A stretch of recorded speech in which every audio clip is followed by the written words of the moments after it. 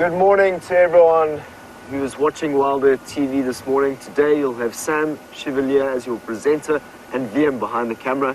It's been a while since I've been with VM. He's been on holiday, well, just a couple days of holiday. So it's great to have VM back behind camera. We have Louisa as director and Rebecca as D2. So we've just seen 3 hyenas running straight past us here, and they've gone what looks like towards the den.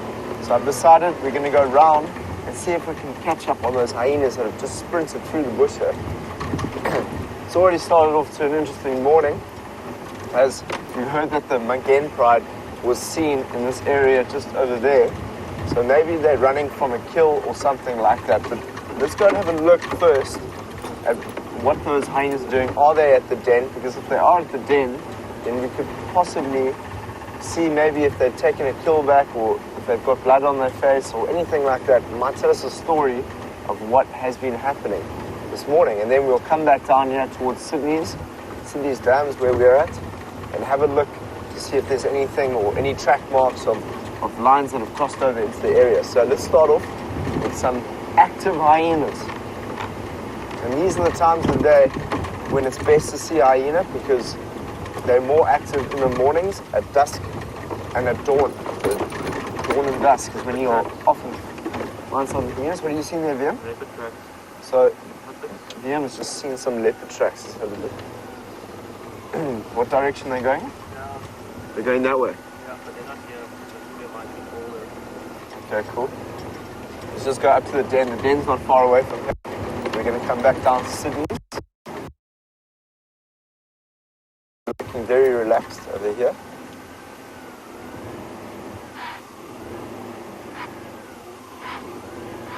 There's an alarm call in the parlour that I can hear.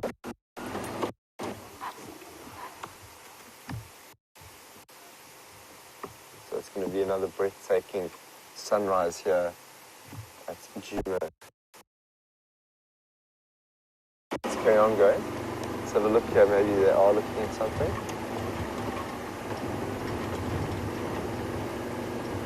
Doesn't seem to be anything over there. Some female impala to the left of us here, strutting off. Their warm coats on. It's been cold night. Are they looking at something? Let's just look in that direction.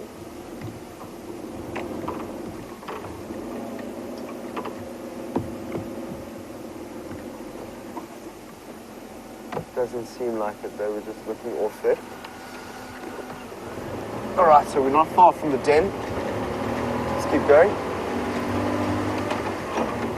I'm feeling a little bit better this morning. I was feeling quite sick last night. Not sick, I just had like those flu kind of headaches you get.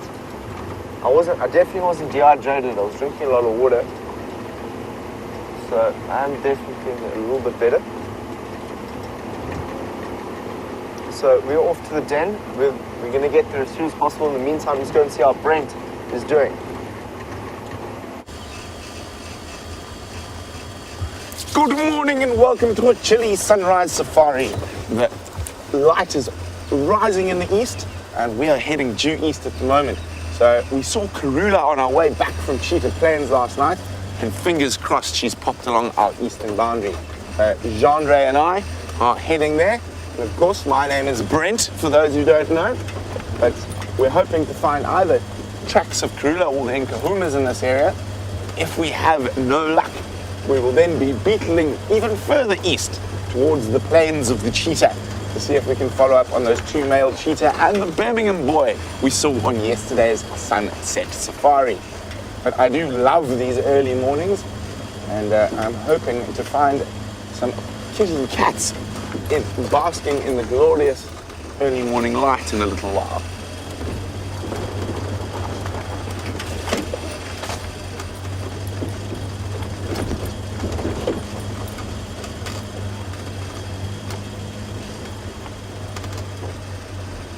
Just checking carefully in the headlights for any tracks.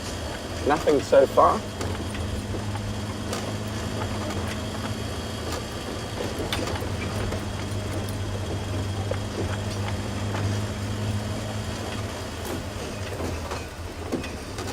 Now, as I understand, Mr. Tingana hasn't been seen in quite a while either.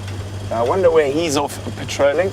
There's always a strong possibility in this area that we might come across some of his tracks as he goes on his patrols. He does have an incredibly large territory that he defends, all the way from the western edge of the Sabi Sands around the gate, right down to Cheetah Plains, and encompassing most in between.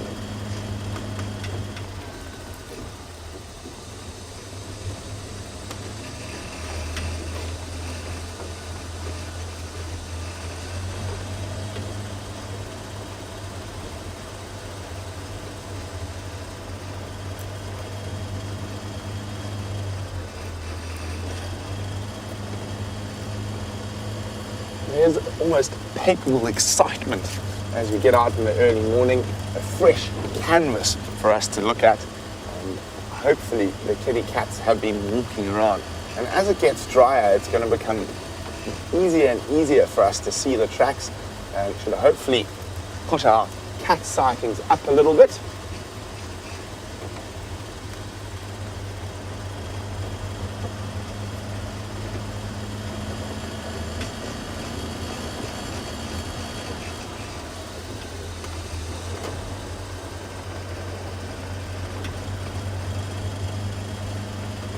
Fortunately, not too cold yet. It was around 63 odd Fahrenheit this morning. So it hasn't dropped below that really cold threshold. No need for gloves just yet. But one of these mornings we are going to get one of those ones that drop below 10 degrees Celsius. And I might be a little bit miserable. I might be talking to you like this through a muffled thing to try and keep my nose warm. I think that's one of the ones that irritates me the most when it's really cold. The tip of your nose it gets very, very, very cold. Of course, because it's cartilage, not a lot of capillaries there, so there's no blood moving around to warm it up.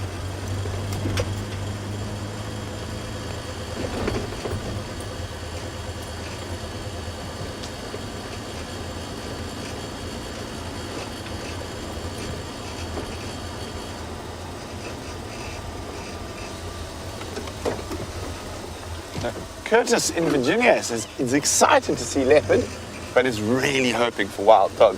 Curtis, I go out every morning and every afternoon hoping for wild dog. Just want to see what that was in the road there.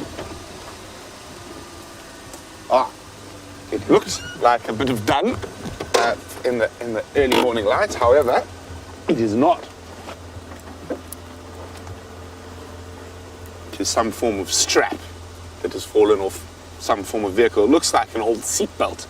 Well, definitely not from our vehicles. We don't have any, but there we go. We don't want seatbelts lying around in the bush.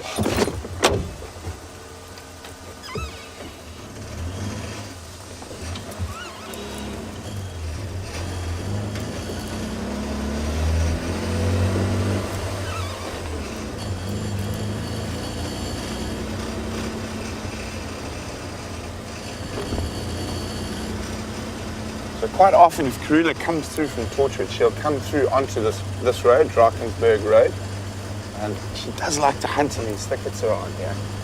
But so far, no tracks.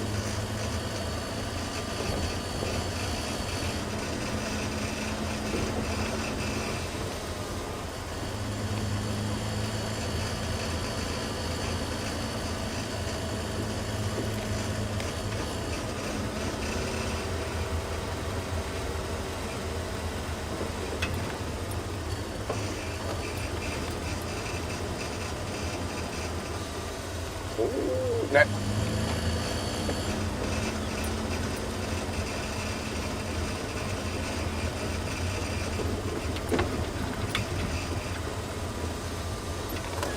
Yeah, this is a really busy intersection quite often. We do often see tracks here of both lion and leopard, and this is where the kahumas went out yesterday morning.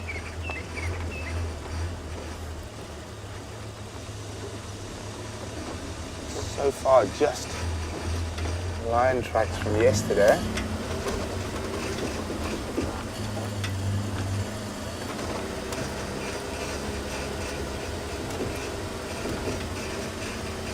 Lots of elephants. Oh, there we go. Haha! Not Karula tracks. Looks like a nice big male leopard track. Quite difficult to see with all the elephants around. So we're going to try to figure out what's going on here. While we do that, let's go see what Sam's up to.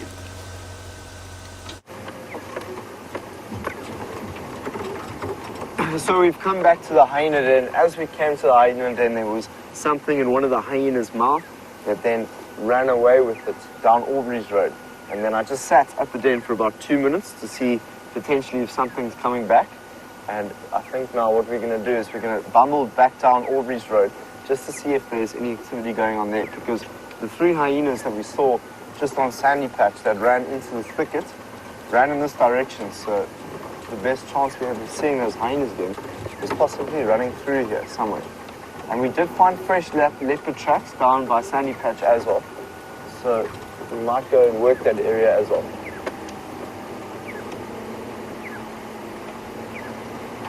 Smile would like to know, was there some commotion with the hyena?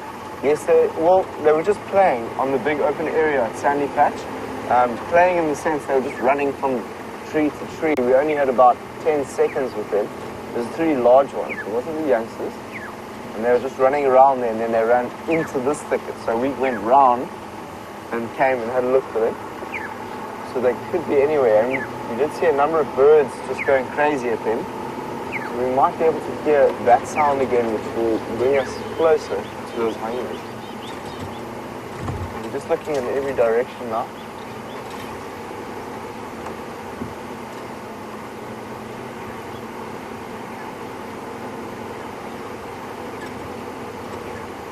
So Siberia Zumi would like to know, how often do hyenas come into our campsite and fiddle with our rubbish?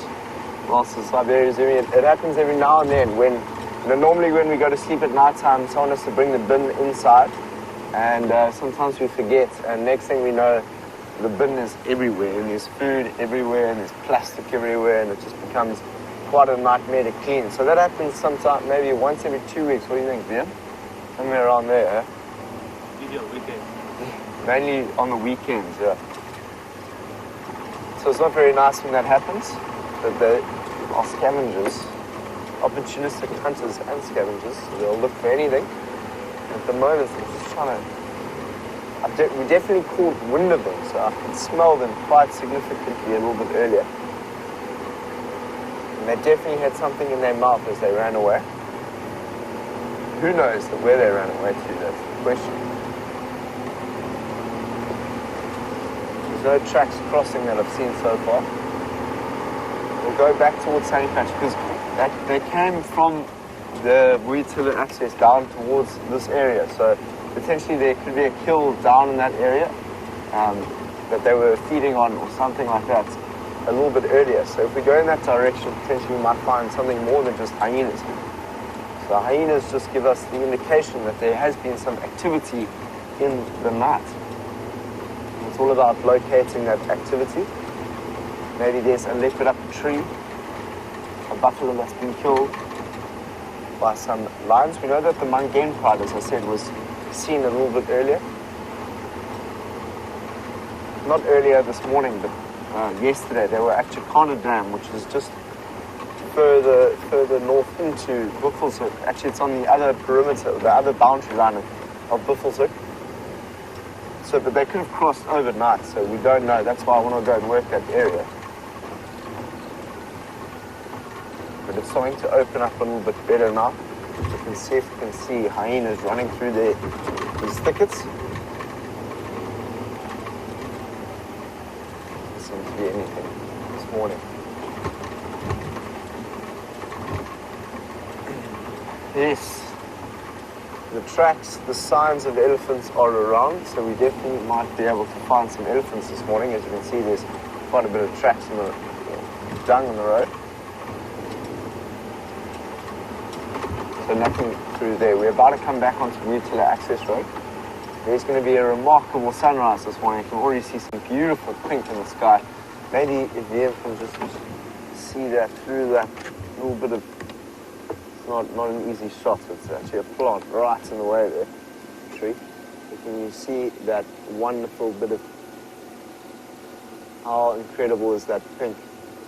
So it's always great to start our morning off with a fantastic sunrise. What time of day is it there for you, wherever you are in the world? I love the early mornings. Nice, beautiful clouds, nice sunrise. Always gets me quite excited for the day. I think in America it must be around, what, like 12 or to 3 in the morning. It's quite early. I just have a thing where I cannot sleep. I cannot go to bed after 12. I can only sleep at 12, but like I have a body clock where I must be sleeping by 12. So I appreciate that all of you guys are still with us. Okay, let's go off to Brent and get an update from him and see how he's doing. We're going to drive this road to see if there's any more activity. We'll let you know. So these male leopard tracks are really fresh, so sometime after midnight would be my guess. And they're heading straight towards Buffalo's Hook Dam. We're following up, and it could be 2 different leopards here. It's possible it is Tingana. He does like to walk this route, but it is also possible that it could be Gajima. This is the area where we see both of them. Just double check that the tracks are still there while I was talking to you. So fingers crossed that the leopard is just having a relax at the dam.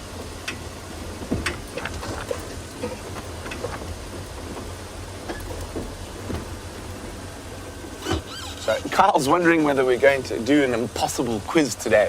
Kyle, I think we might just have to, but maybe a little later. For the moment, I'm going to concentrate on following these leopard tracks.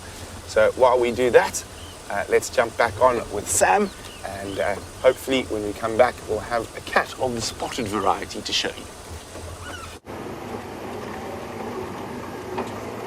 So this is exactly where we saw the hyenas coming through this morning. They ran straight through here, and if you go through here, we were at the den sites that were then inactive, but they ran down this road, which is Vuyatela Access Road, and so we're just going to drive down here just in case there might be something here, some activity.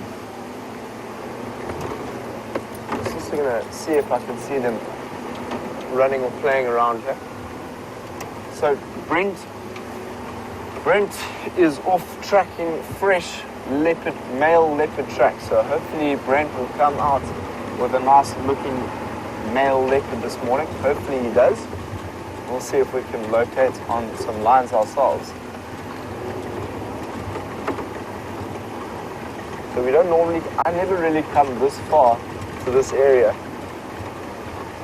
I normally always go down that road towards Sydney's Dam.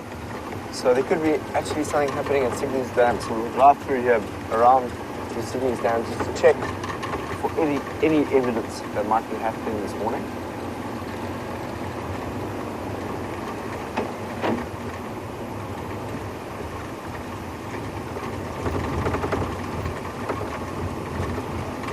Lucy from South Bend, Indiana said it's currently 12:15. That is quite early or late, or that's very in the morning, 12:15 in the morning. Yeah, so that's very, very early. Hopefully, Lucy, we can give you some action that keeps you up until 3, because we've still got another 3 hours of drive, Lucy. And all the rest of you viewers that is watching live from America. Of course, different time zones in America, huge continent.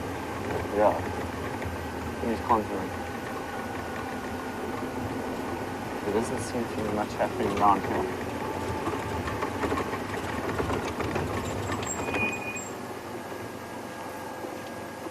So this is a common pathway for one of our male leopards that likes to walk through here. Brent came and taught me that. You can often find tracks if we look left or right here. No tracks here.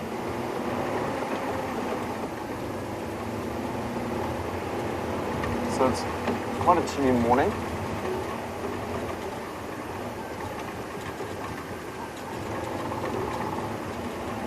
Sandy from Canada would like to know, if we found wild dog or leopard, can we drive off-road? Yes, Sandy, we can drive off-road. It's only for the sheepers. There's an amazing sunrise coming. I'm going to get you a nice shot of it.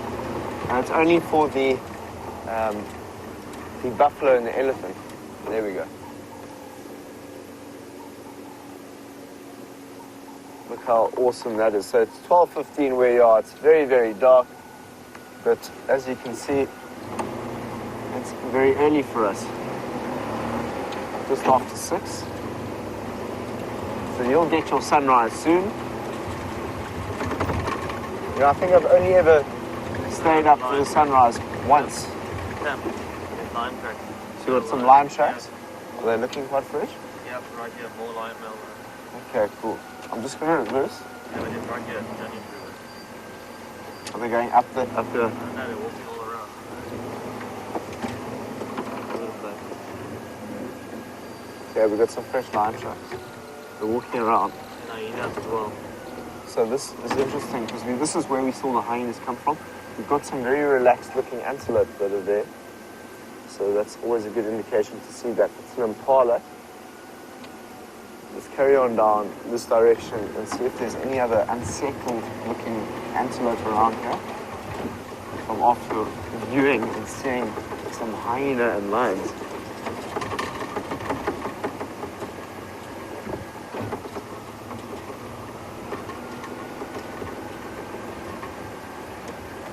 John from Arkansas would like to see an aardvark track. John, we're going to do our best. As soon as it brightens up our day, the day brightens up rather, we'll see if we can find an aardvark track. They look very, like 3 long lines in the ground. Very distinctive to see an aardvark track. So as soon as I see one, I'll show it to you. So let's just see if so now we're on our cut line. So let's just see if there's any tracks coming in here. Again, were the tracks heading this way? Yes. So Crossed. they've probably crossed there.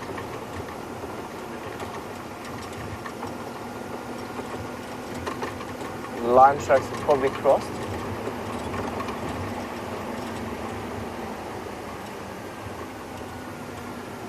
Anna Marie would like to know if we've seen Kajima yet. No, I'm going to reverse quickly and go back towards the Sydney's Dam before I work this area, just because that's where I was told that the Mungane pride might be lying up this morning. I haven't seen Kajima since I was with Liam last time. I haven't, so that's also where we're going now, is where we might find Kajima. We'll drive that cut line for a bit to see if there's any signs of the wonderful looking Kajima. Yesterday we were with a beautiful female leopard. Wow, she was very, very cool to see her on the very western edges of Arethusa, so that was cool to see that.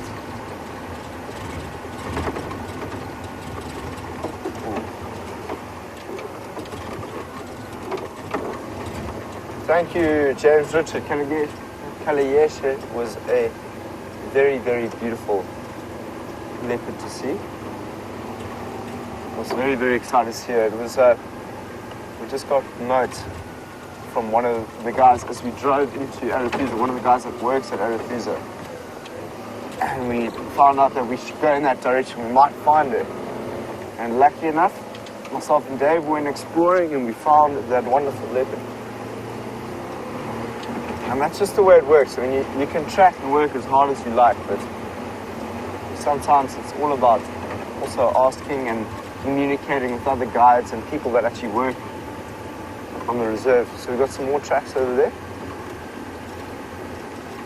They're heading that way, there. Yes. Yeah.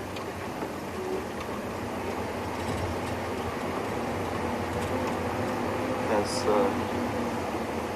Brent is at Buffelshoek Dam. He's still following up on the tracks there. Have you got, so you've got those line tracks now heading there. We're just going to go check Sydney's Dam quickly, because it's not far away from here. Have a look at that sunrise in the distance. What a magnificent thing to look at from this direction. They come down here. And they're going up there. Yeah, quite a lot. Like it's more than one. There's quite a few tracks there. All right.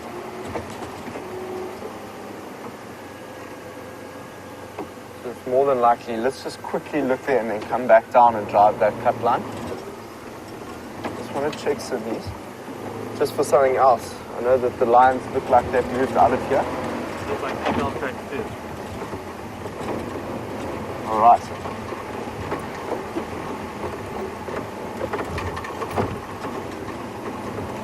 So let's just go around here and see if there's anything in the distance here. Lots of elephant tracks as well.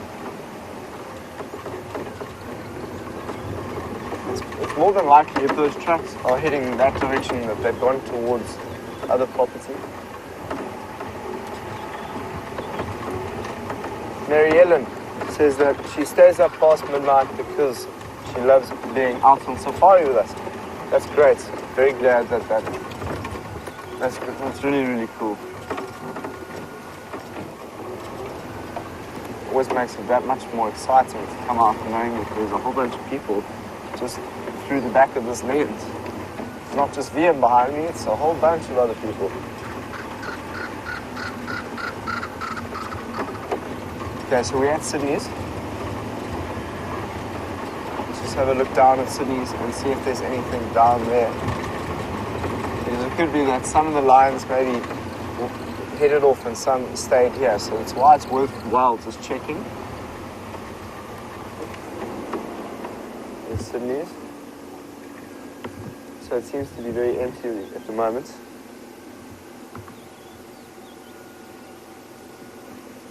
There might be a hippo in the middle of the pool there. Just going to go up and then come back around because Brent is now at the top there, which is Buff also. So he'll be working that area. Kajima is also in this area. But that could be very well that Brent is tracking Kajima. Kajima's probably Kajima's territory, from what I understand, is actually the border, this cut line here. You don't often see him in this area itself. So now that we know that Brent's up there, we can go back down here, but it's worth just having a look.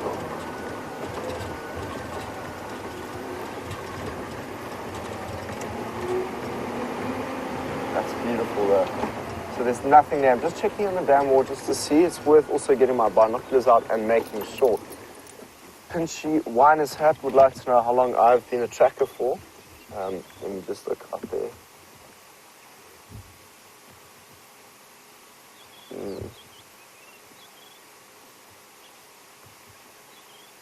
So there's nothing that is lying up against the watering hole there. Made sure of that, so that's done. Now we can go search other places. I'd like to know how long I've been a tracker for. Well, you know, the root word of the tracker is actually someone who understands and has lived in this area for a long time, that understands not only the footprints, but the way in which an animal moves at night time, and it's different places where it will scent mark. So I've only started learning, you know, that kind of the science behind tracking. Science, you know, tracking is not just a science, but it's also an intuition, you know, and it's a sensory experience. So that's why I love the art of tracking so much, because it forces you to bring more elements into doing something, where you can't just rely on your rational mind to be like, I think the lines are going to be there. You have to use a little bit of intuition. You have to use a little bit of your senses in terms of smelling and listening to all the different things that are out there. So I only started that when I was 22, when I started learning tracking and all that sort of stuff. And then, so I'm 25 now, turning 26 tomorrow. And yeah, so I've still got lots to learn. I didn't grow up in this environment, so I've got so much to learn. So let's follow up on these line tracks and see where they head off. Awesome, so Brent is with something quite large. Let's go to him. We're going to see where these line tracks go. So we have found a large beast, but unfortunately these large beasts have been making our leopard tracking a little bit difficult. So I went for a walk, and I found where, I'm pretty sure it's Tingana, just from the size of the tracks, where he came down towards the water, but then his tracks got obliterated by some of this guy's friends. And then when I walked further, I walked into this guy. And when I walked off to the other side, I walked into another one. So a couple of big Ellie bulls around. This guy's probably late 20s. Nice big boy.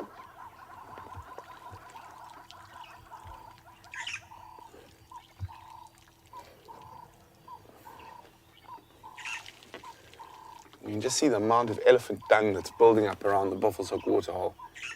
It's going to be a really, really busy area as we move further into the dry season.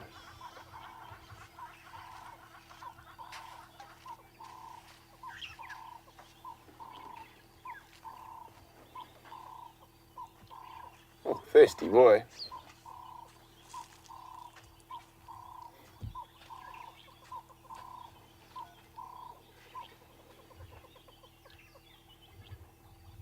Now, it's difficult to believe that the water levels at about this time last year were sitting about there. So he would have been sort of stomach deep in the water.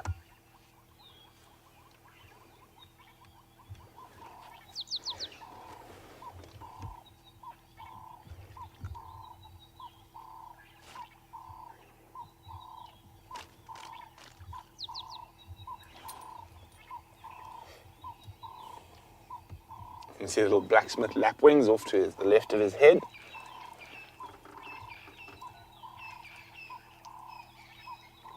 While we continue on our search for leopard, Sam has got another cat.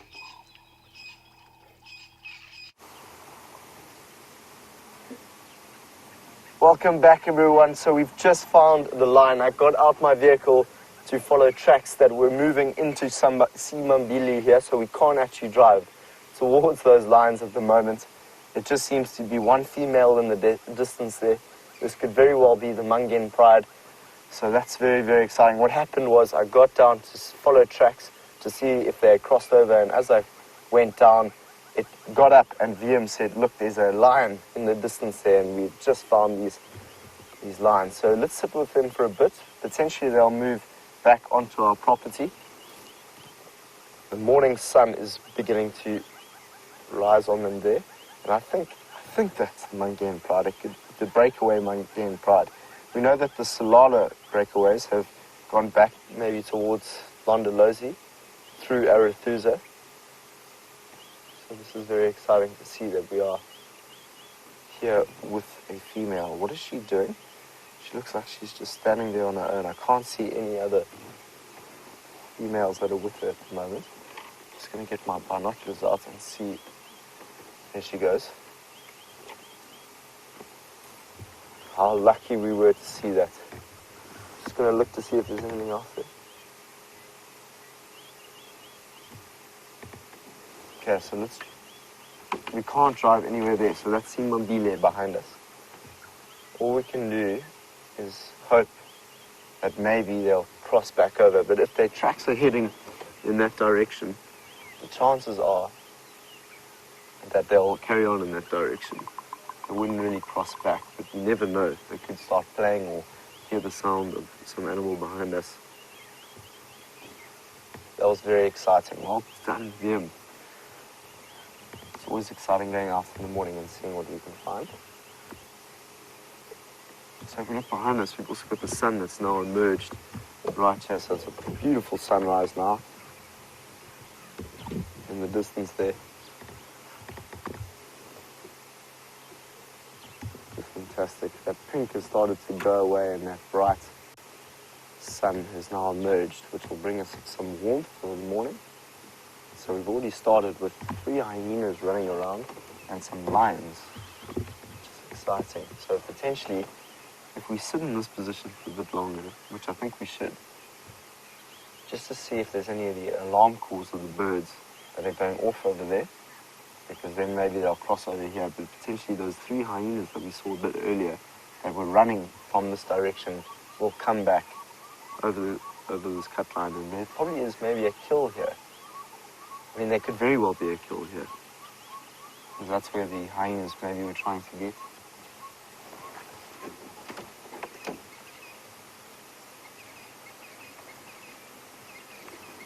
done, VM. Well done, VM. I'm just going to say on the radio quickly that we've spotted some.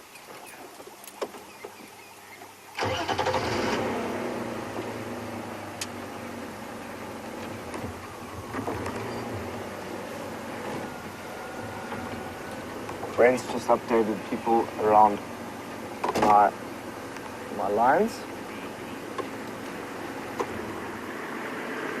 Yeah, I can see a line in the distance. Sorry about my hat's in the way there. So I was just trying to see if I could see something. I think you can just see her. No, that's just...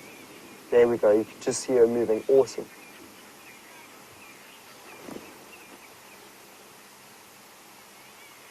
That line is still very, very present and shot there. You can see it through the thicket there. I think that we should just sit with it for 2 more minutes just to see if it's going to come back in this direction. Let's just see what this line wants to do. Left.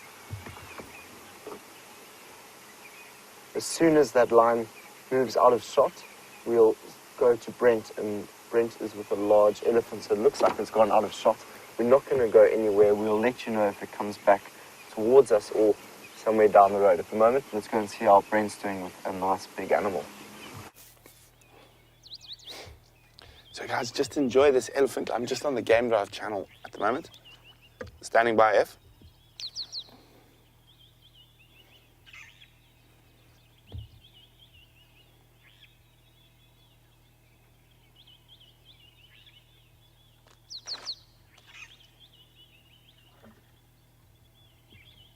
So it's the same big bull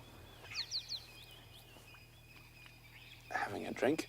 We have found the leopard tracks again. They've come out on the other side of the elephant tracks and they've headed north. Standing by, Ephraim.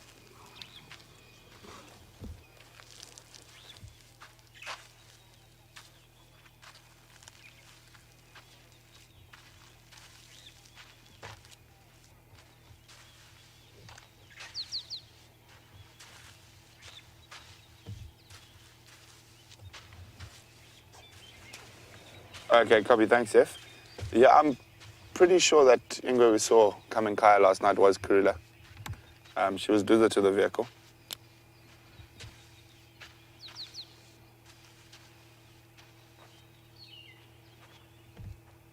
Sorry, guys, just getting updates about what was seen, where was seen. There we go. And this Ellie Bull's finished with his morning drink. Shake his head at us now. Well, he thought about it at least. I do love it when they open their ears and look down their trunks towards you. So he's trying to look impressive. That's what he's doing there. He's opening his ears. He's trying to remind us that he is a beautifully large beast. We shouldn't try to tangle with him.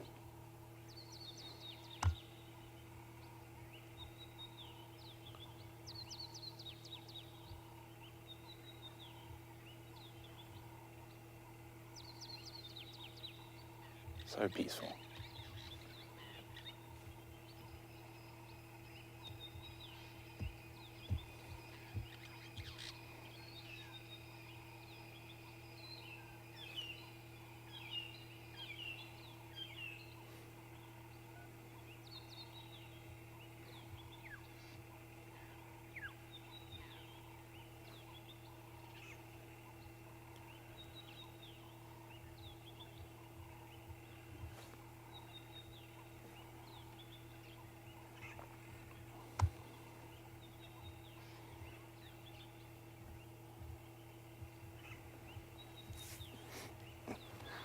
So a very warm welcome to Natasha in Ontario.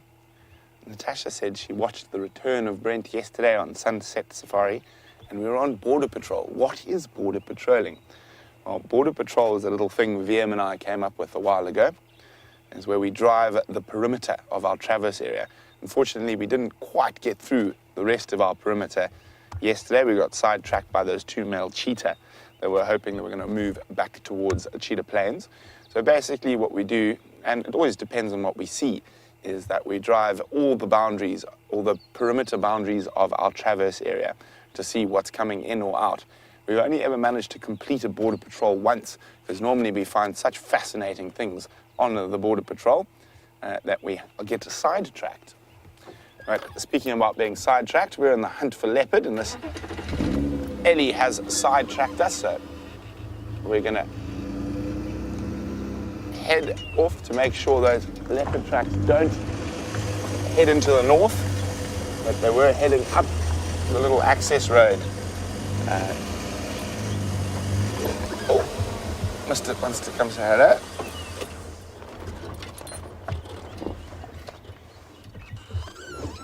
It's always funny. I love that about elephants. They walk up to you to come give you a good chase. As soon as you stop the car, they sort of say, oh, maybe not. And most things are supposed to run away from me because I'm so big. There we go. You can see by his body language, we can just watch that tail wagging in the back there. And he's not at all aggressive, more just curious. Hey, big boy. So John's wondering how much water can an elephant drink in a day. John, it can drink about 100 liters, which I think, if my conversion is correct, it's about 20 gallons.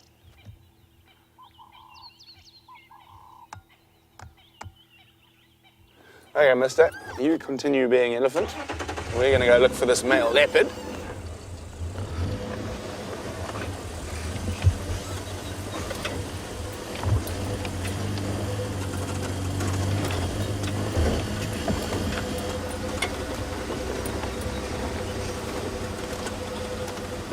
So the last track of that male leopard I saw was around here.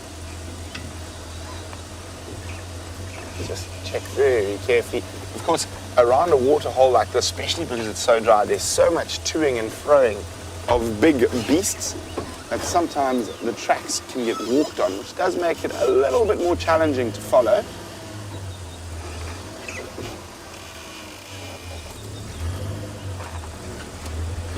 Not seeing any tracks now. I'm just going to go to some softer soil up ahead. If I don't get any tracks there, then I'll have to jump out and have a closer look on foot.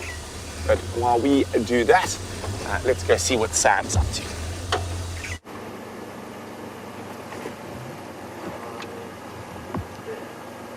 So we've got another lion track that's heading off into Simambili. So there's been quite a bit of action this morning. There it goes. It's coming round and down.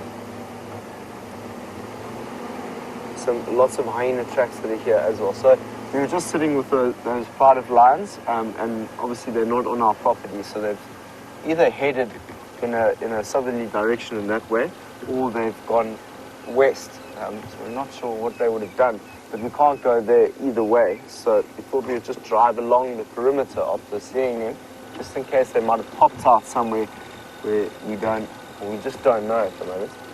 But what we're going to do is that we've just let people know that there is some lions that have been seen in that area, and potentially they may, I mean, it's starting to get bright, and they might just lie up somewhere in Simambile, but we might just head over to Arethusa a bit later, and then we can view them. So I'll pay attention to the radio and listen out to see if that pride moves in that direction. But what an exciting morning.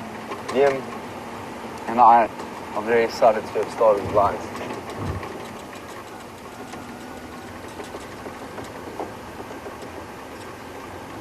Carl is saying that lioness that was far away doesn't look very familiar. Hello, Mr. Wildebeest. Why is that wildebeest just suddenly jumping out? We've seen a waterbuck and a wildebeest just come out of the thickets here. Doesn't look that nervous, but I think it's a waterbuck. Can't see from here. Yes, it is. So let's just move slowly and look in this direction. Maybe there is something. I doubt it though, because we probably would have heard some alarm calls. But yeah, Carl, I don't know if I've seen that lion before, but I used to stay at Londolozi when I did my training, and I learned about the Mungen pride. And they were on our eastern bound, or our western boundary when I was at Londolozi, and I got to know them, and I think they are the breakaway Mungens, which is the young sub-adults that have come up into this area.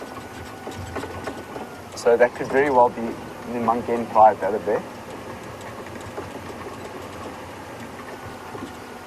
So if someone's just come online, what happened this morning, we saw hyenas running off into the distance there. We went to go check the den to see if anything had happened.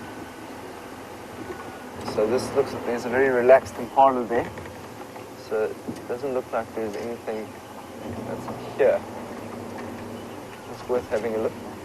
We saw some we saw some hyenas running around, and we went down to Sydney's Dam to see if there was anything. We found tracks, then we followed those tracks down to this cut line, and then I got out the car to follow the tracks, and they were going off into Singambile, and as I walked towards the cut line, I was looking at the track, and VM saw one of the lionesses pop its head up out of the thicket there, and then that's how we saw the lioness. So that's a very exciting morning. Let's see what else we can find this morning.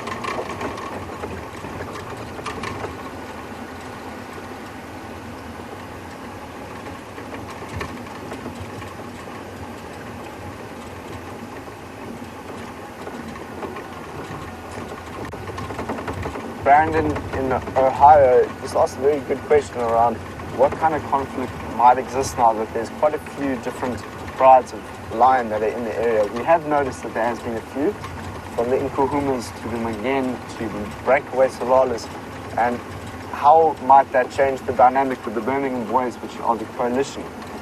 So specifically looking at the female lionesses between the different prides, of course there's going to be that kind of territory. Each female, each pride likes to have their own territory within their area, and if other prides are starting to come into the area, that's going to start creating some unease. But for the Birmingham Boys, that's better for them. The more prides of lion they have in their territory, the more chance they have raising cubs of their own. So they'll try and dominate all the different prides that they can come across while they can. The tension between the prides will be significant and large, but they'll create their territories and hold them. It's not often you get to see two lion prides meeting each other, and I must say I haven't seen that before. Some tracks here of look like a hippo track that was crossing through here. So what else might we find this morning? So Brent is off the vehicle going and following up on potentially those male leopard tracks that he found this morning. I think what we'll do is we're going to just head down towards Arathusa and potentially go and have a look and see if we can find something on those open areas of the airstrip. You can see that this road is quite bumpy as we're shaking around here. I don't want to go too quickly. What would be fascinating is we actually got the opportunity to see two prides meeting each other. Mandy would like to know if we have foxes here. I don't think we don't have foxes here. I mean, we might have the bat-eared fox that gets seen in these areas of the Kruger National Park. But to be honest, I've only ever seen the Cape fox, which is in Cape Town, close to the Cederberg Mountains. Mainly we get jackals here. So there's the bat-eared fox and then there's the Cape fox, but I'm not sure on what kind of territory the bat-eared fox holds. I've never seen one in the Sabi sands. I've only ever seen the black-backed jackal and the side-striped jackal.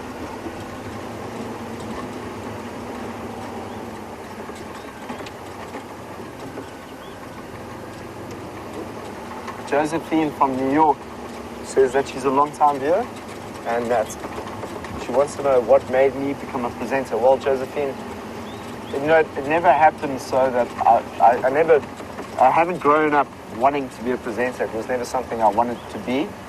It just so happened that opportunity came. And, what happened was, like 3 months ago, I was actually going to go work in the city to try and build kind of systems thinking and biomimicry into social innovation of Cape Town. And, now a month later I get a job in the bush. So it wasn't something that I planned. But my stepmother, Michaela, is a presenter for spring watch and autumn watch, and she's been a big influence on my life. Of course, just seeing what she does and how she does that. And I've always wanted to decentralize and share knowledge, and I think that's really, really important. I mean, for example, I studied in England the ecological design, and I had to pay quite a lot of money to study there. And I think being a presenter and sharing knowledge around the things that I'm passionate about, and in terms of bringing young people into the experience of wilderness is a very, very important part of conservation. In my mind, I think that we need to build compassion within the youth towards the natural world if we want to have conservation in the first place. I think conservation comes with the art of knowing. So as soon as we bring ourselves into a greater experience of the natural world, the more we will want to protect it. So that's one of the main reasons why I wanted to come, and I wanted to be able to decentralize what I know, which is only so much, and I also just wanted to have deep experiences with the natural world. And the thought of being able to bring many other people into that experience just got me quite excited. So that's the answer to why I wanted to be a presenter, to be able to share and go on deep experiences with people from around the world. Isn't that exciting? Who wouldn't want to do that?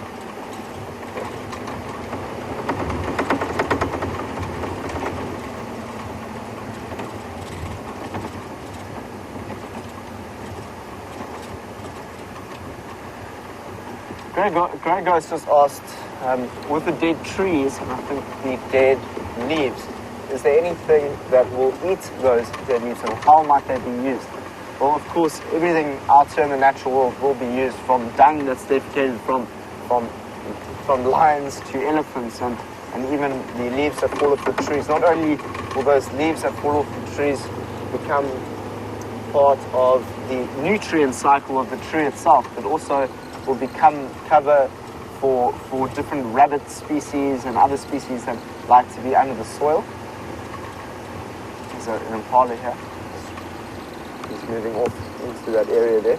Let's go off onto Impala Road and see if we can find any tracks of potentially shadow.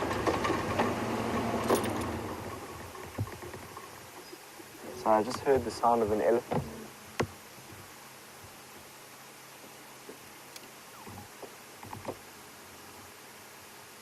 There goes some wildebeest in the distance there. Let's go and... So, VM's nickname is Wildy, and now we're looking at some wildebeest.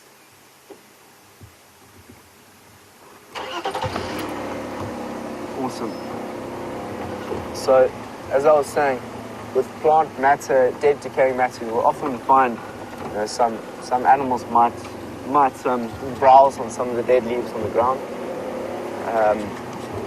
but mostly it'll turn into organic matter that will then become nutrition for both the trees and habitat for other animals that like to or need some cover. Can't even, it's amazing that when leaves fall on the ground, they become nutrients for many other organisms.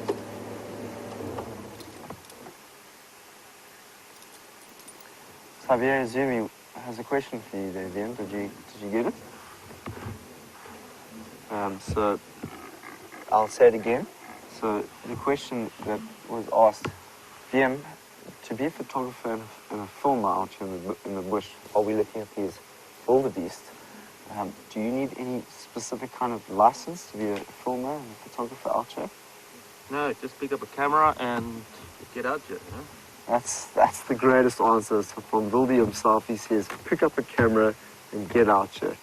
So that's great advice. If any of you guys would like to be a filmer, a photographer out here in the bush, please pick up a camera and start shooting. Just practice your ISOs, practice your different, you can sit outside your garden. I don't know if Wildy will agree with me. My dad's a filmer and a photographer as well, and he always used to say to me, pick up a camera and just, if you want to be, wanting to shoot, wow, there's a lot of wildebeest here, let's have a look at them. If you want to start, just go out into your garden, and start filming some birds, and then you can get the idea of what it's like to film wilderness. So go and have some fun in your garden. See what birds you might be able to catch, and birds are sometimes the hardest.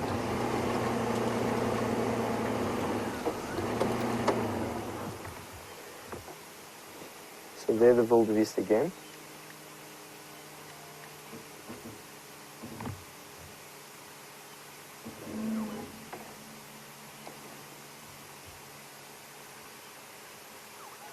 So the VM has been out in the bush for quite some time. He doesn't actually go many other places than the bush. On his leave cycle, we went out to the Kruger National Park just to drive around for a few days in this nice big car or vehicle that has like a caravan on it. And so he has loads of experience, not only working with cameras in sports filming, I think it was, have you? Yeah. But also where he can, he goes off into the bush and practices his films. So what's the name of that film you just made, Wildy? Kalahari. Yeah. Theatrics of the Kalahari. Theatrics of the Kalahari. So I'll share VM's video of the drive so that you can see it. I'm sure he's shared it on his wall already. But that's really cool to be talking about wildy and all wildy's experience in front of some wildebeest. And there really is quite a few out here this morning. There really is. So there's some youngsters around here. And the biggest herds that I've seen are on Cheetah Plains. So it's nice to come on to this area and see that there are quite a few wildebeest here. There's a little bit of interaction there between one of the youngsters and the other wildebeest. There's two youngsters there. You can tell there's two youngsters just by the much shorter looking horns that stick out like that there. Obviously quite a bit smaller than the females and the males here. But there'd be one big dominant male here, and I think I can see him. There's a wildebeest to the right there. He's incredibly good looking wildebeest there. Look at the size of him. That could be our dominant male here. And so he will protect this land, protect the grazing rights to this area as well as access to any water in this place. He'll show dominance by rolling himself in dirt and putting his forehead in the dirt and rubbing it, and that's the way in which he will mark his territory and show the males that this is his place. And you can see he's done a great job because he has got quite a large herd behind him here. Fascinating to sit here. As you can see, wildebeest like to eat those short grasses. So they'll be in these open areas grazing on the shorter grasses. What was also interesting, we were on... Ooh, what's happening there? That's the big male that we were looking at. There seems to be a bit of... he doesn't look happy. You can see that there was a little bit of dominance display there. Let's go and have a look and see what's happening. What's interesting is, I think that could have been a young male. That was a young male wildebeest that was with that male there.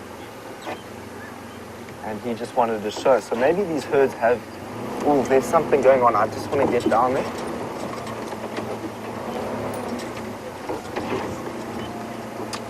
That was fascinating to see that. Wildebeest really got a good visual of that as it happened. Well done, wildebeest.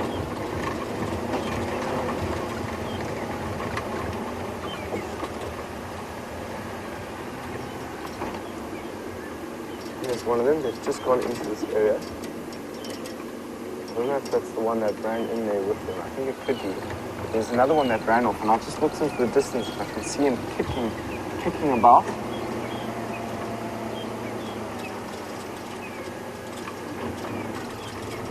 That was so cool to see that. I think things have cooled down a little bit. Maybe potentially if we just do a loop around here and come back, we might be able to find those two having a little bit of an interaction.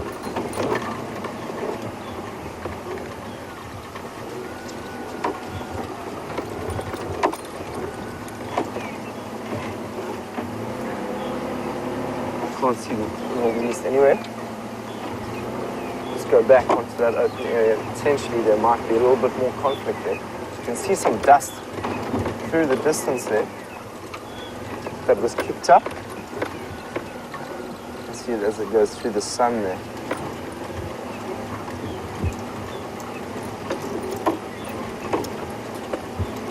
Doesn't look like there's a wildebeest in there anymore. Let's go back onto the open area and just see what kind of behavior is looking like over here.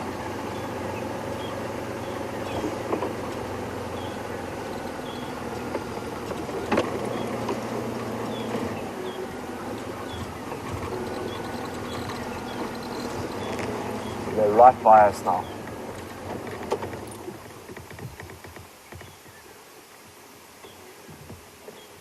That's a beautiful scene there of wildebeest in the open areas. Let's sit here for a minute or two just to see what the feeling is within this herd.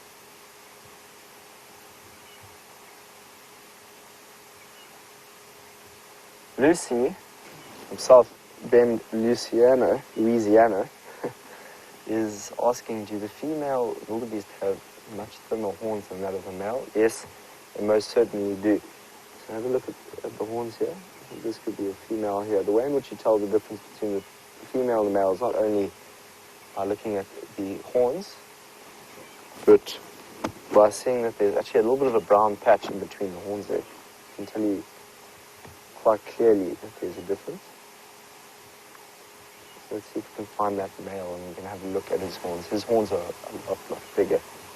But look at them all grazing the short grasses here.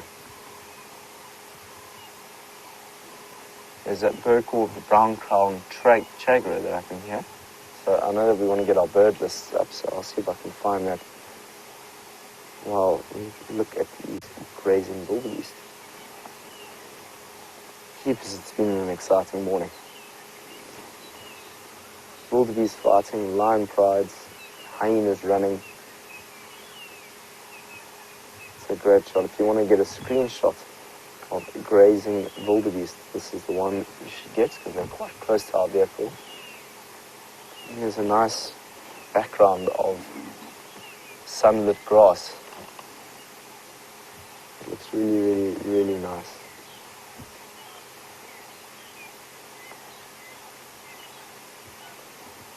So I've been sitting down in the mornings with Rebecca sometimes to learn about the different animals that we have here. And I was reading about the wildebeest and how the wildebeest has three social units out here. You get the bachelor herds. Sorry about my hat there. The bachelor herds, you get the large groups of these, what we can see here, which is females, calves, and a dominant male. And then you also get single solitary males. So that's the three different ways in which you'll view wildebeest out here. So the solitary male will stay in his territory, look after where the grasses are, and protect that area from other male wildebeest that would like to take over. And then that second unit again is what we are seeing here, where the youngsters are brought with the females into that dominant male's territory. And then finally you get some young wildebeest, which are males. It's called a bachelor herd, which you'll sometimes see as they grow together and form some sort of dominance between them and grow. Much like you see bachelor herds of impala. Something that I'll be fascinated to find is, when would a bachelor leave a bachelor herd? That's something that I can find out today and share with you at the next sighting of the wildebeest. Here we can see a young one. I think they have such an interesting morphology and design, wildebeest. Really are very, very pretty looking animals in terms of their structure. You see how their neck really bends down there to get to those short grasses. So over millions of years or years of evolution, their bodies have adapted to running far distances and migrating, and also being able to hunch down to get to those shorter grasses.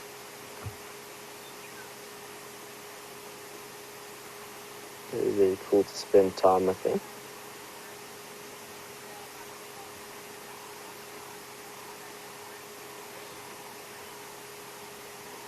Sally from Oregon is saying they are like four-footed lawnmowers.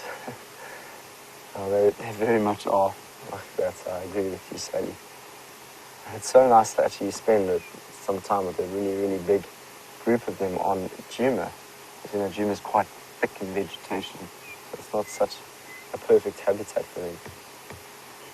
And potentially, I know that I haven't forgotten Aaron wanting to see a zebra track. We haven't seen a zebra for a while, so as soon as I see a zebra, we're going to see if we can find a track. And as well, there was another track that wanted to be seen this morning, an aardvark track, that's it. So I haven't forgotten, we'll see if we can find it. In the meanwhile, let's go and see how Brent is doing, get an update. We're going to head off and see if we can find some tracks.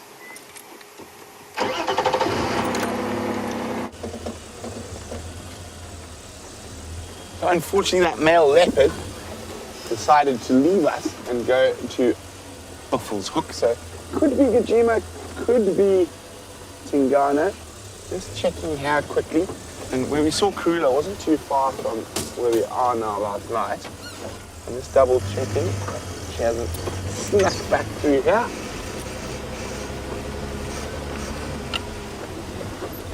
But alas, no luck just yet.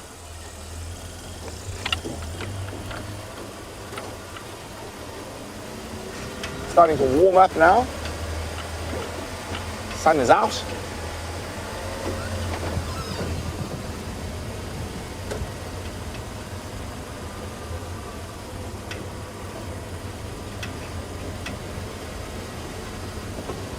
Snoop's wondering if any of us are heading towards Cheetah Plains.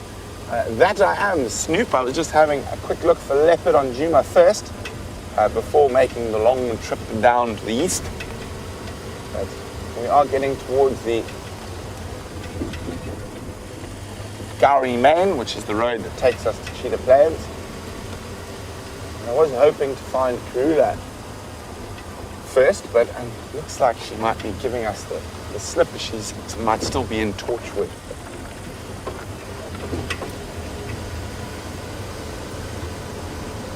So there is another spot she sometimes likes to walk through, which is coming up here.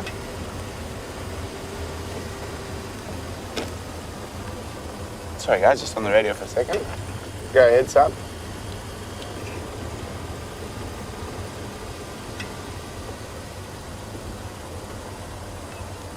Sam, they're crossed into Buffalo's Hook. I'm going to head down towards Cheetah Plains. If you want to check, maybe check from Gowrie Cut Line back towards Buffalo's Hook Dam in case he came back out onto the boundary.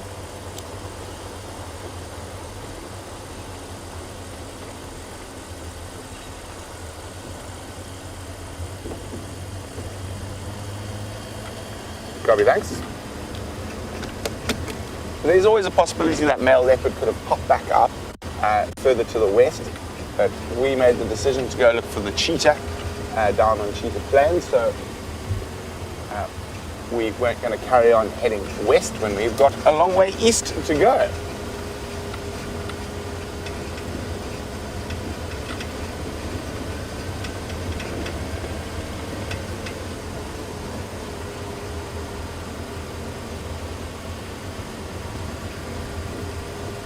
So William in Oregon is wondering who maintains all these roads. So William, the roads like we're on at the moment will be maintained by the individual reserves. They are what we call two tracks. They don't actually need too much maintenance. Every now and then you'll see these bumps. These are called mitre drains. It's to stop runoff and disappearing of the road, so to take the water off the road during the wet season. But other than that, only when an elephant pushes a tree onto the road or whatnot is there maintenance needed. But the big access roads like Triple M and Gowrie Main are maintained by the Sabi Sands. But the rest of all the little internal roads are all maintained by the individual properties. As I said, not too much maintenance needed.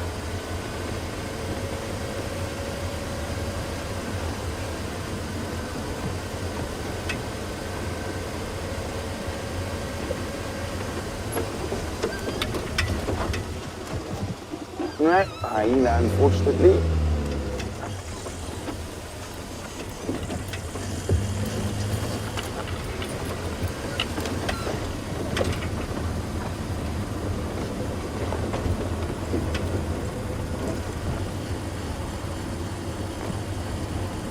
And we're coming right to the end of our eastern boundary. Thought I heard something there.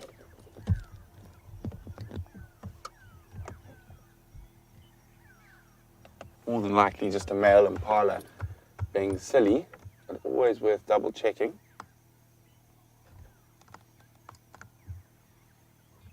Yeah, male impala.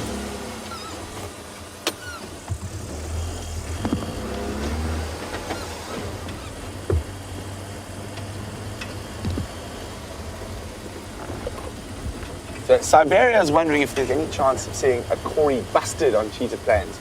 There most definitely is. I heard they have seen them in Buffalo's Hook before on the open areas. Of course, there's a chance. There's always a chance, and if we are going to see them, it will be on cheetah plains for us. They do sometimes occur in little open areas like this, but the bigger the open area, generally the better for Cory bustard.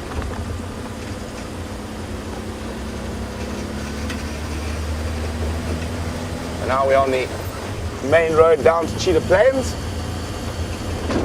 and I'll show you exactly where we saw Karula last night. This is Torchwood to my left and Chitwa to my right.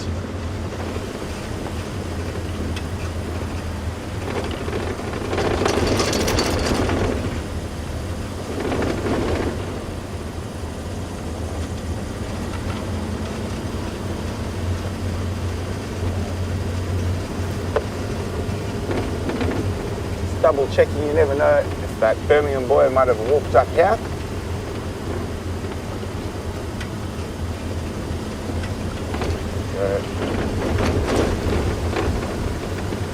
I dropped a branch on the road to show Ephraim, who was coming down this road after me, where Karula crossed, so he could look for her last night. He didn't have any luck afterwards though.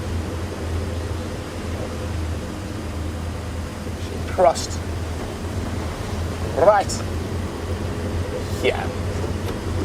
This is exactly where she crossed along this big animal path, big elephant path, and she carried on into Torchwood.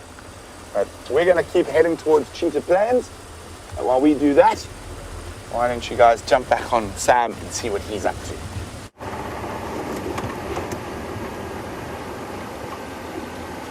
Brent is back off towards Cheetah Plains to see what he might be able to find there this morning, as well as to see last tracks of Karula where she crossed over last night. We just left those wildebeest that gave us such a spectacular sighting of male dominance. We could quite see that there. Interesting to see that. And now we're just going to be heading around down here towards Gowrie Main where Brent was not so long ago, but we'll cut back onto Treehouse Dam and just see if something's going on at Treehouse Dam, see if there's any tracks of any male or female leopards in that area. Potentially Shadow could be in the area. That's why I'm quite keen to have a look around Philemon's Dip in that area just to the south of us here. I haven't seen Shadow before. I know Shadow's got 2 cubs as well. We might just be lucky enough to see that.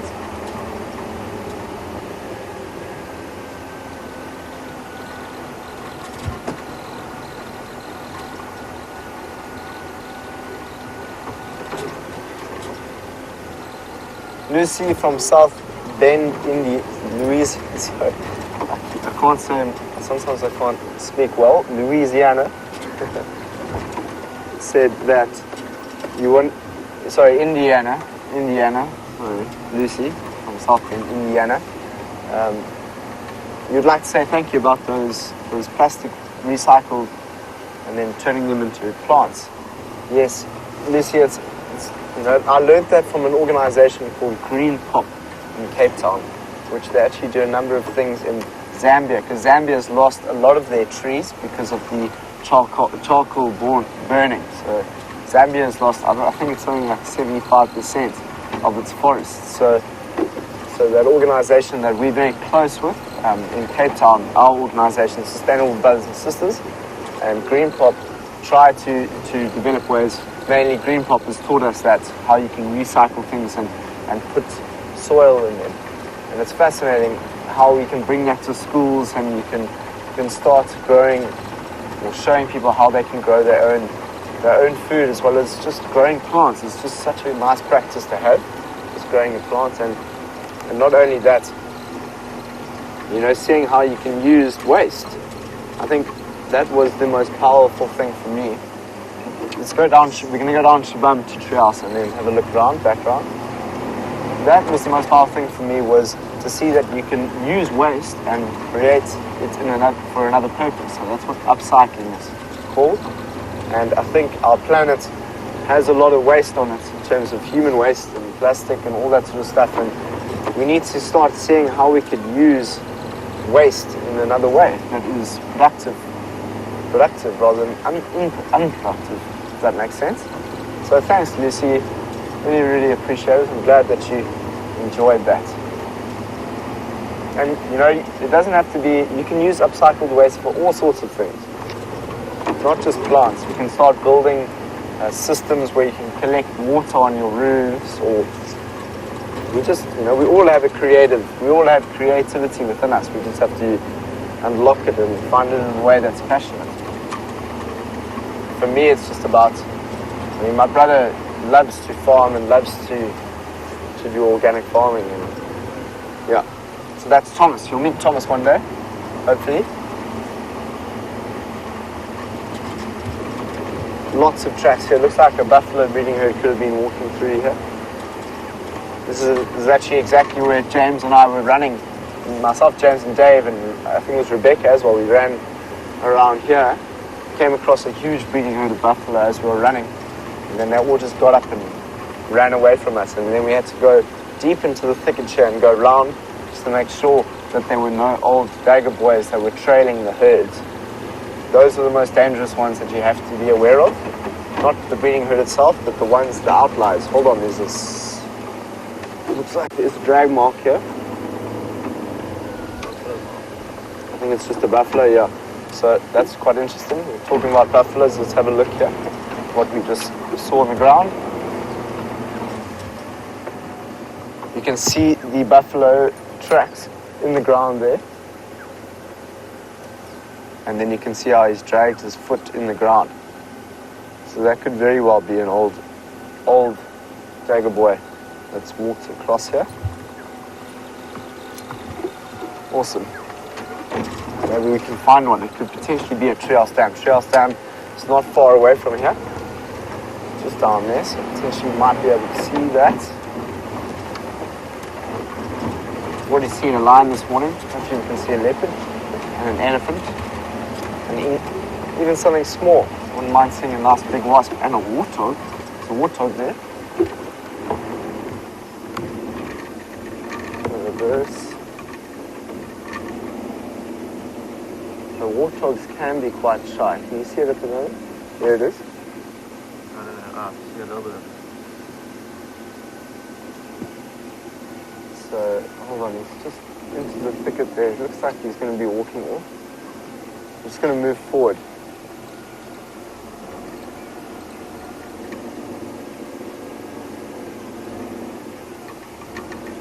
And there he is, I can see him. You'll have visual of him now. There's a warthog.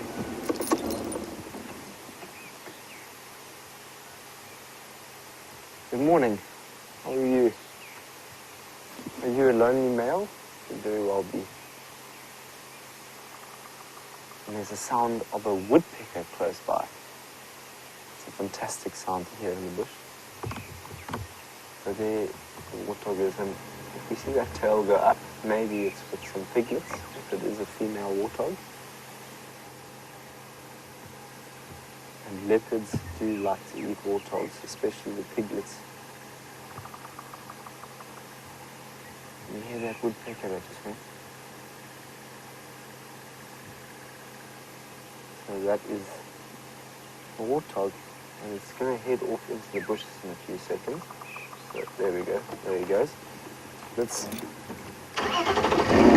head on to Shabam Road, then down to Treehouse Dam, and see if we can find ourselves a buffalo that might have just walked down into that area.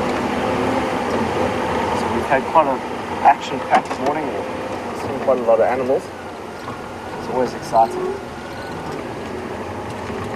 But not only just animals. I mean, you never got to see those hyenas this morning, and we were very, very lucky. They just ran onto the screen, and it was interesting to see them playing and then running off. So this evening, I'll definitely go off to the hyena den and see if they are active. We'll actually drive that way a little bit later to go and see if we can find Kojima's tracks. And we'll go and have a look at that hyena den. Potentially, there will be something going on there.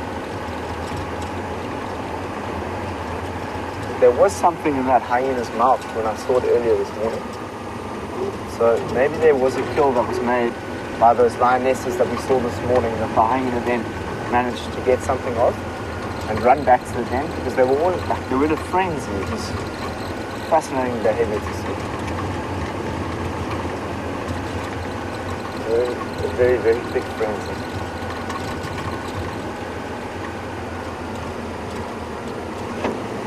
So there's also a family of warthogs that are in this area, where myself and Dave just sat next to them for a while, and we actually spent some time with those warthogs and the youngsters. Interesting social behavior. Oh, there's a black-headed oriole. Let's just see if we can see.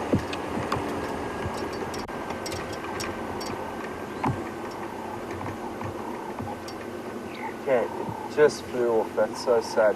I can see where it is. It'll be too far for this camera. It's in the thicket. It's a black-headed oriole. Let's just see if we can hear it. It's my favorite sound to hear out in the bush.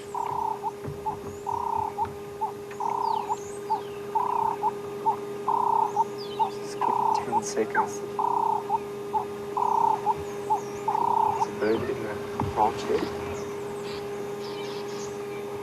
There's a bird there. What bird is that?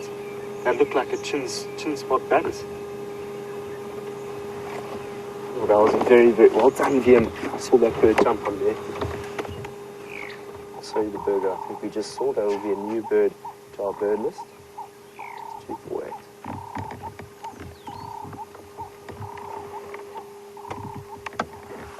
That's the bird I think we just saw. I don't know if you agree with me. I don't know if you all saw that. I know Vian seen that.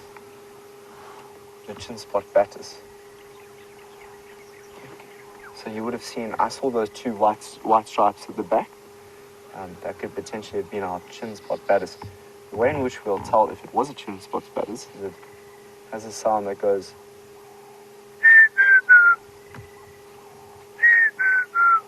Sounds like 3 blind mice. That could very well have been that. I'm going to put that on my bird book because I do actually think that it was a chin spot batters. I'm going to look in the bushes to see if I can see that black-headed oriole again. There's a bird here. What is that?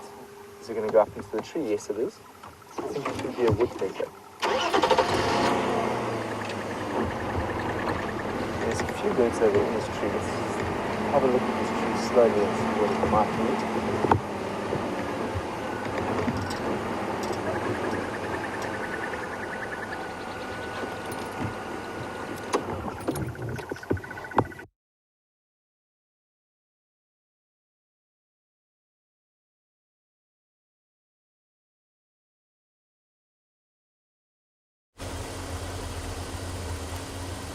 We've arrived on Cheetah Plains and we're just having a look at the western sections quickly. We normally shoot off down to the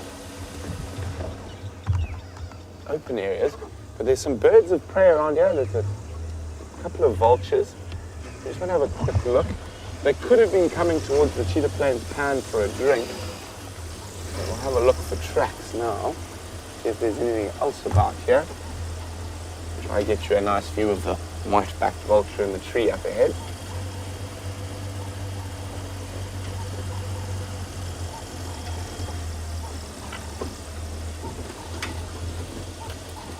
How's that, John? There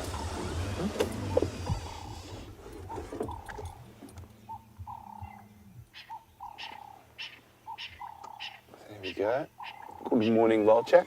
But too cool for them to be out flying just yet.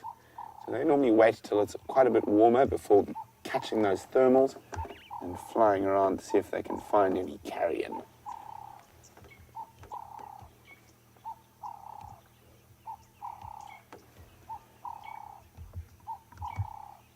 But VM and I did see these yesterday, and we did have a good look in the area. What I think happened is towards the end of the day yesterday, one vulture decided this was a good place to sleep, and another saw him, and they all got confused and thought there might be a kill here, but unfortunately, nothing.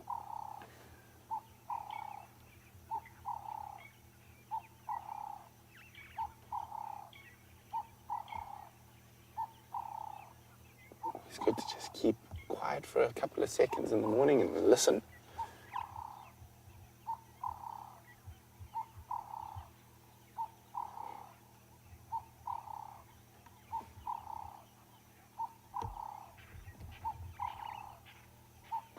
Anyway, let's keep on trucking on.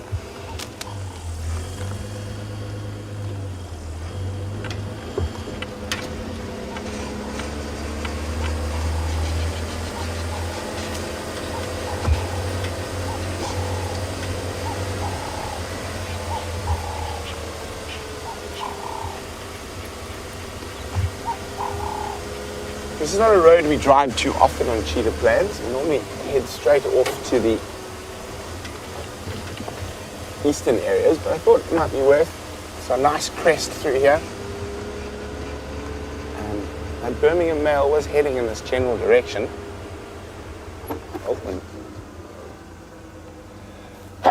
Oh, excuse me.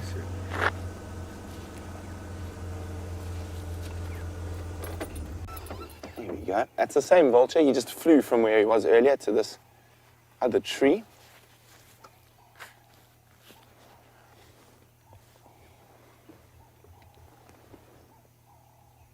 White-backed vulture.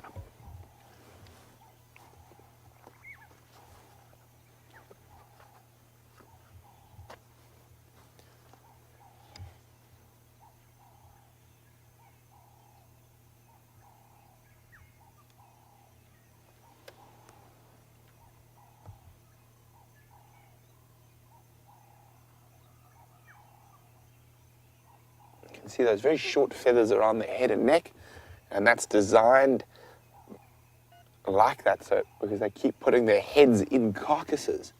So there's quite a lot of wear and tear on those feathers. As you can see, there's some gaps there.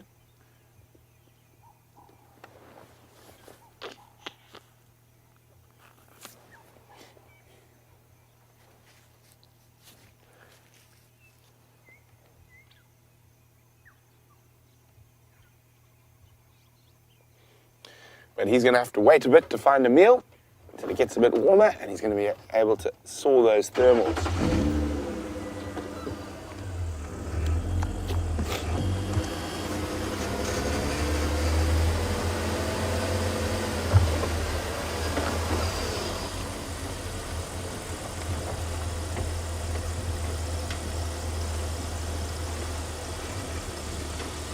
So while we move through this seldom explored area, for us at least, of cheetah plains, Aqua would like me to share a story which I haven't actually told for a while, and it is about the time my guests thought I was eaten by a lion.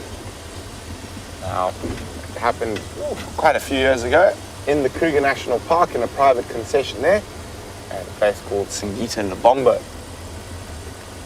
And my tracker, Glass Maramani, and myself were on the tracks of what was then called the Mountain Pride. Nat Geo came and did a feature on it and changed their name and called them the Mega Pride. There was about 40 or so lions in that pride at the time. And we went down off into a little river system called the Shinkelengan. We're following the tracks, and we spotted the lions at about 80 meters from us. We're probably no more than 60 meters from the car, but we were through a very thick area, so the guests couldn't see us. And they were very hungry, and we got some very unusual behavior from the two big dominant males in the pride. So the rule is, noisy lion, safe lion. Quiet lion, dangerous lion when you're on foot.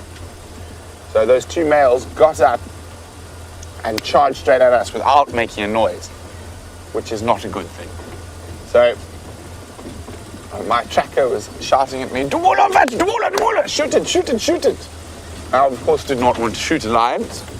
And so I was like, "No, throw rocks at them." And I was screaming in some choice language. We're not going to repeat it today. And basically all the guests could hear. The lions eventually stopped their charge at about 5 meters. Oh, Lana Falcon. Oh, you're so quick. Oh no, it's a good, come on. Oh, the falcons, they're so fast. Is he gonna land? Is he gonna land? Come on, I know that's a new bird for a lot of people's lists. That's why I'm chasing it. He went through there.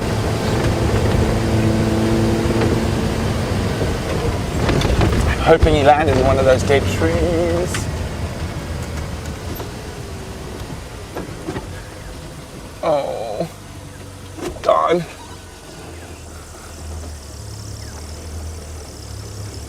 It was, looked like a Lana. It could have also been a peregrine. I just saw it, but there are only 2 falcons of that size. John I think, thinks I saw wild dog for a second there. But pity about that. He just flew over. Ah! Well, it's still another bird we get to look forward to. So, sorry, back to the story. And at the lodge we have earpieces like this, so the guests don't have to listen to all the radio chatter. So the guests, after the lions stopped, so the lions stopped their charge at about 5 meters. I was shouting and swearing at them, and so was my tracker. He was also throwing stones at them. I had my firearm loaded at this point, and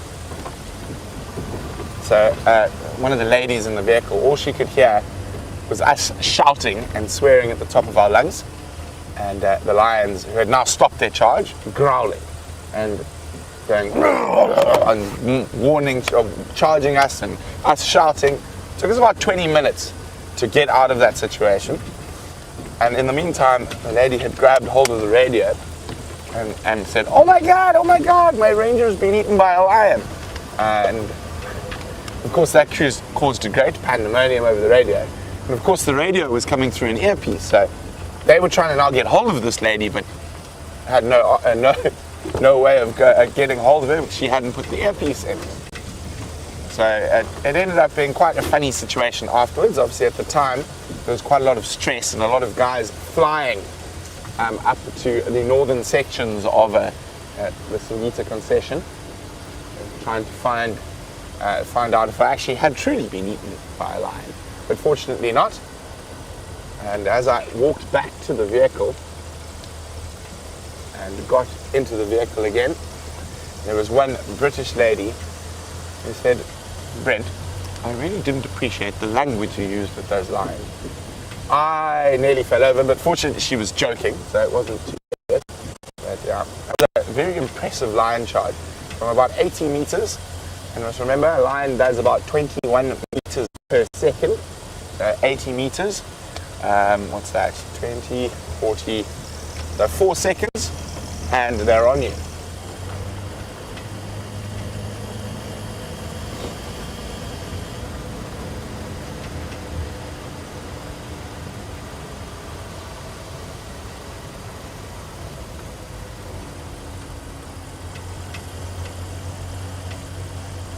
We don't often check this little river system, so I'm hoping we might find a leopard we don't know around here.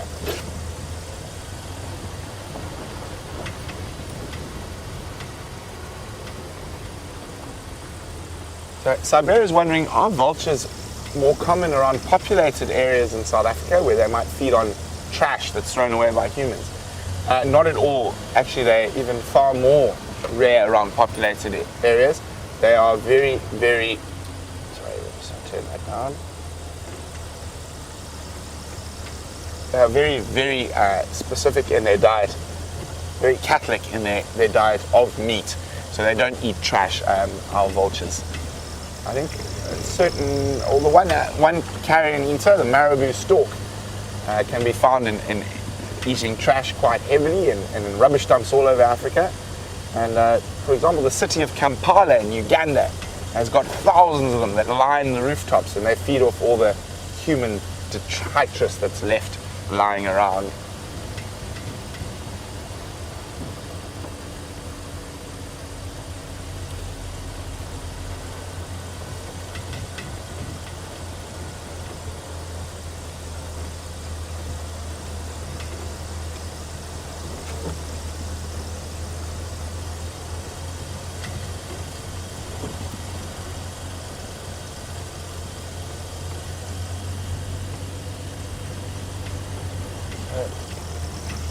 Always nice to just check this area because we don't check it too often.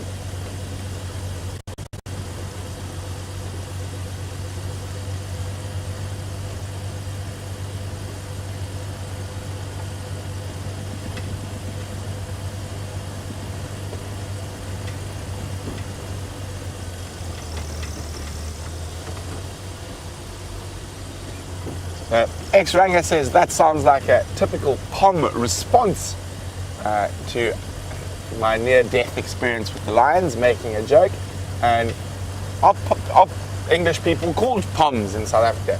They very much are called POMs and other things, but we're not going to go into that. It's a very rude. Oh, sorry. I just heard something on the radio.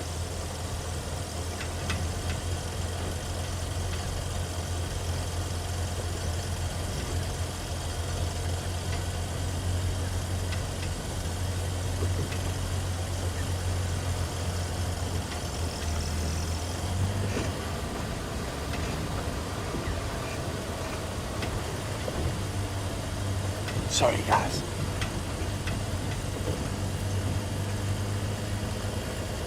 F is there, visual from Gary Mann.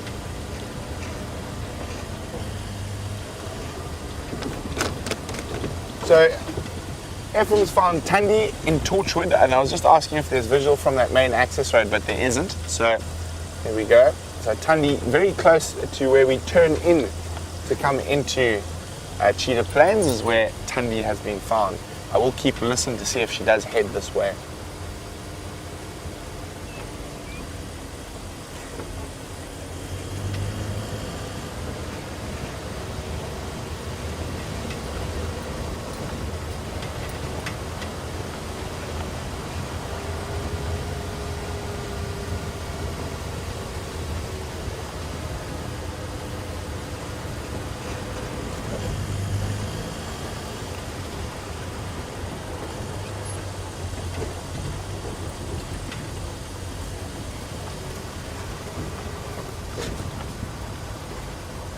So we have found female leopard tracks in this area that we think are Tundi's independent, unnamed cub. He's a little bit skittish around the vehicle, so apparently she's fine with one vehicle, and we're the only vehicle on Cheetah Plains at the moment. So we're gonna that's why I'm just checking this area a little bit.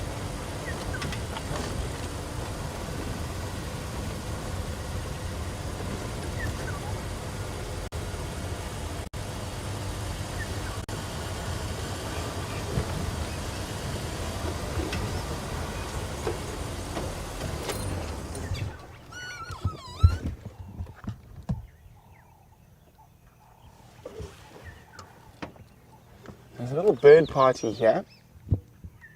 Quite a few different species. So there we go. Jandre is going to start down at the bottom with the fork-tailed drongo. Oh, here comes. Oh, they didn't stop. There was a pair of orioles. Oh, come up. That little bird right in the center there. There we go. That's a nice little interesting bird. It's a female red-headed weaver. And then if we go to the left, there's an oriole. Here we go. Black-headed oriole.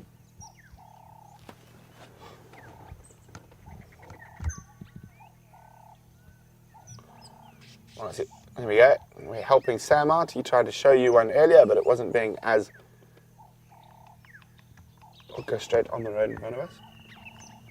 Look, there we go. There's an oriole right out in the open. It's a juvenile black-headed oriole, that one.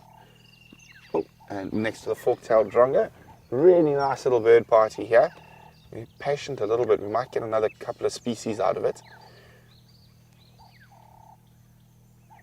There we go. Come out, Chandra. Oh, there we go. Well done. Red-billed wood hoopoo.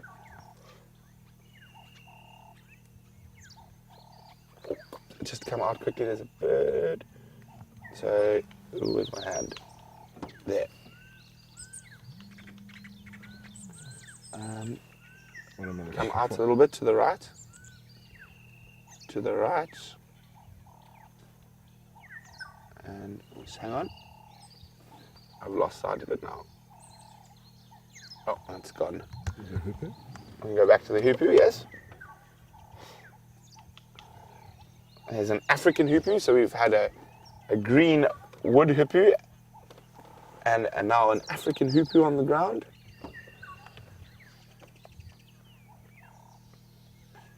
I don't want to move too much. There's another couple of species that I think we can get out of here. And I mean, we've got oriole, red-headed weaver, green wood hoopoo, African hoopoo, fork-tailed drongo, black-headed oriole. That's not a bad little bird party so far. 6 species without moving. And I think there's about 11 in total. I'm just keeping my eyes peeled and waiting for someone to fly into frame. We've got the oriole out in the open again. Yes, Jean-Andre spotted it as well. Well done. Cool. Very beautiful birds.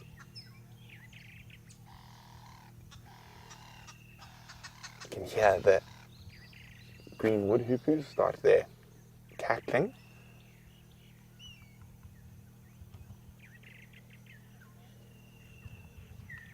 An oriole out in the open again. You can hear the chortle of an oriole as well.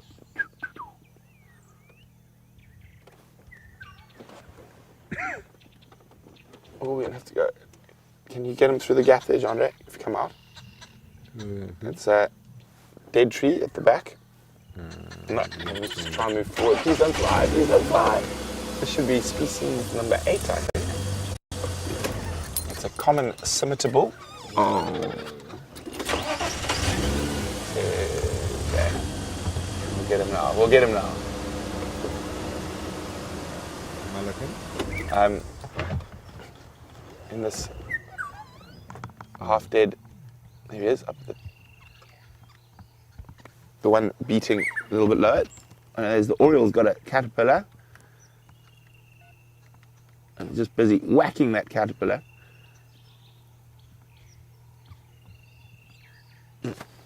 Okay, so the oriole's got a kill. But now, if we come out and down,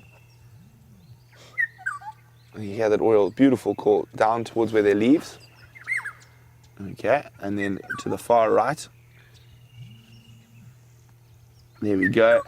A common scimitable. You can see how it's using that recurved beak, that scimitar-shaped beak, to get into the little holes and in between the bark of the tree to try to find any wood borer beetles or any other little creature.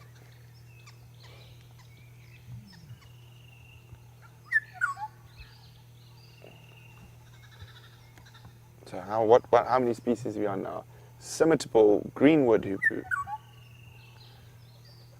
Oh, the scimitable, there's another scimitable right in front of us. Might be a bit clearer, Jean-Andre. Right there. And that, no, to the right. Oh, there he goes. He flew off. Okay. Oh, there we go. Oh, what's that? I can't really see now. It's like a woodpecker or something. No, it looks like a little... Where is that exactly? Oh, there. Okay, there we go. I would have said it was a little flycatcher, just judging by the shape. But I didn't get a good look.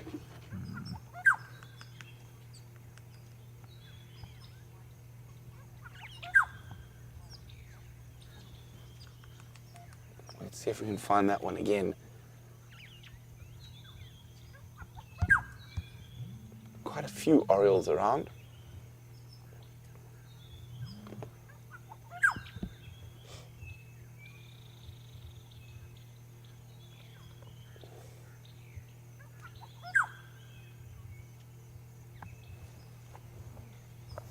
There's that black-headed oriole.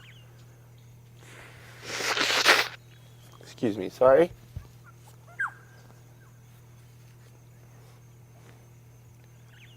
So you can see there's an adult one with the red bill. And we did see a juvenile a bit earlier. It had the darker bill and not the fully formed black head just yet.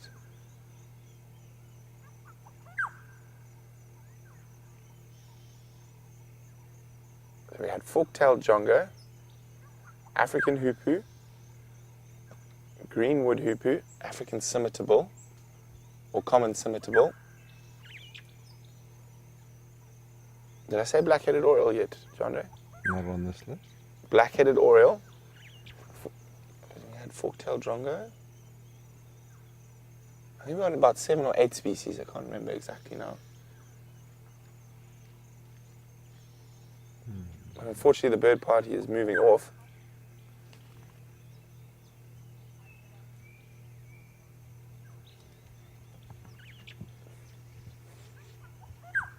Well, Anna Marie says she loves the fork-tailed drongos and their bravery.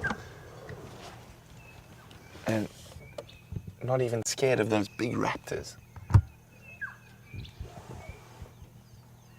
And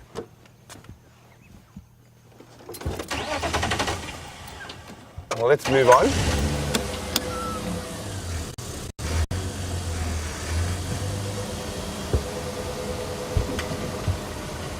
Keep a close eye, see if we can get any other species as we move out.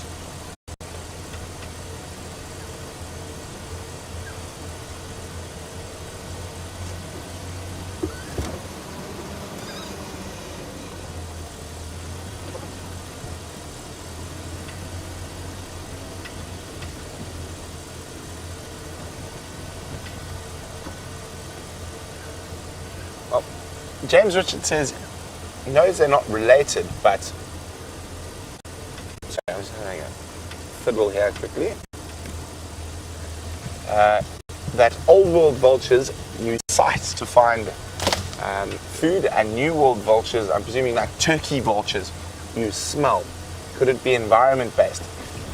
James, I'm afraid I don't know enough about the new world vultures to be able to have a definite answer on that. So it could definitely be environment based, but I'm afraid I think the only New World vulture I've ever seen was a turkey vulture on the highway outside of LA.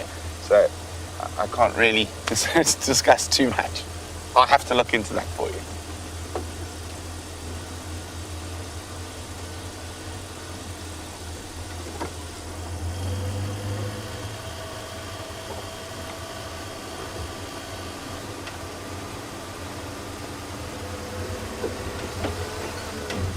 Well, Pinchy Winer's Hat would like to know, was it 2 fork-tailed drongos that nearly had the fight to the death last year?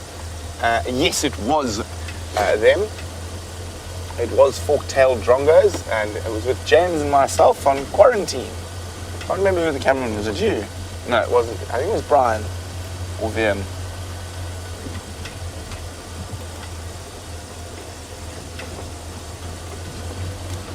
So I don't know, has Jean-Ray turned there? I think his knee knocked something. And I've lost my monitor.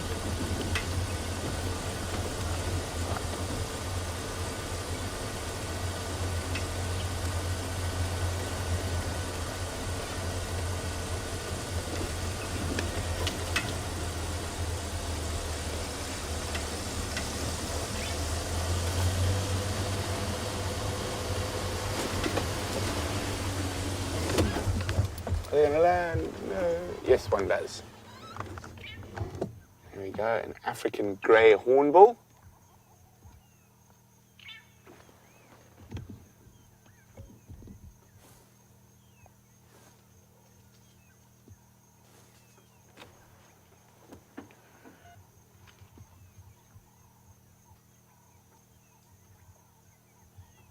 Definitely I love their call. It's very high pitched. Chandra, about to walk into the road. There's a duiker. There we go. Oh, across the road, little grey duiker.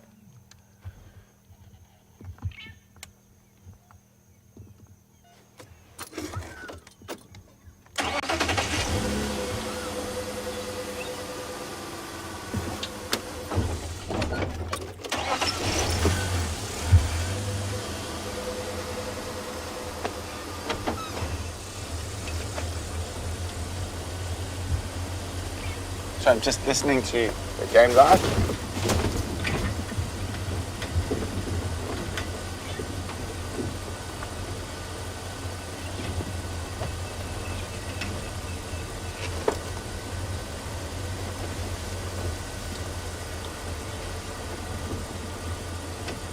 Just getting a quick update on what's going on. Nothing much so far.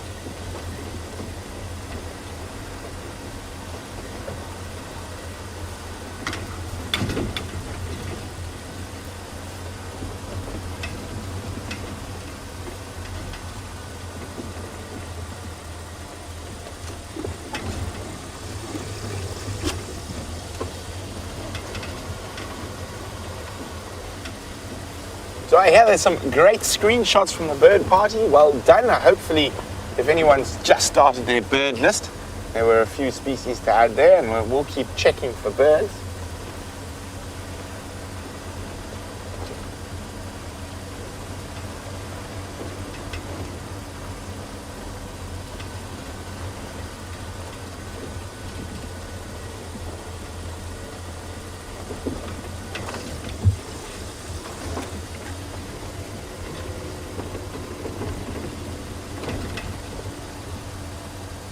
And so we're going to just try fix my monitor quickly. So while we do that, let's jump back with Sam and see what he's up to.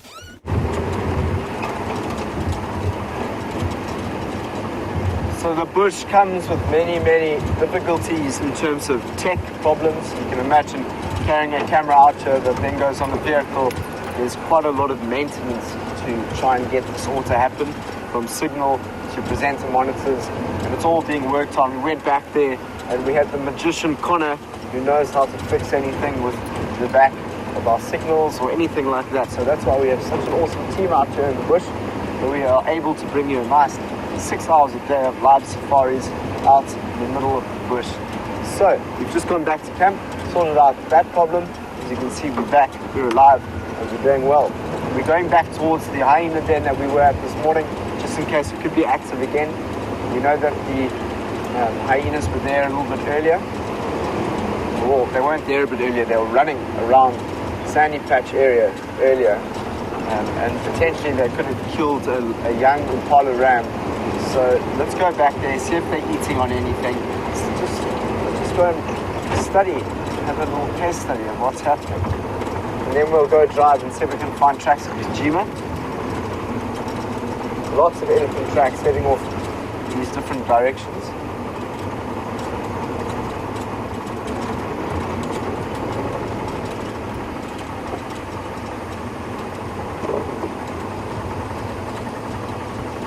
Brent was able to show you the black-headed oriole, so I don't know if we managed to hear the bird call. It's got a very beautiful liquid call. One of my favorite, this is my favorite bird call in the bush, 100%. And I'm glad that you managed to see it.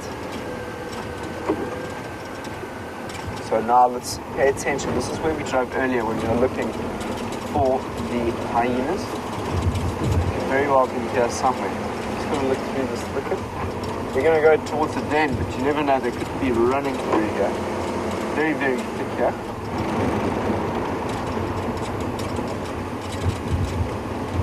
So we're on our way to Treehouse Band, but we had to come back.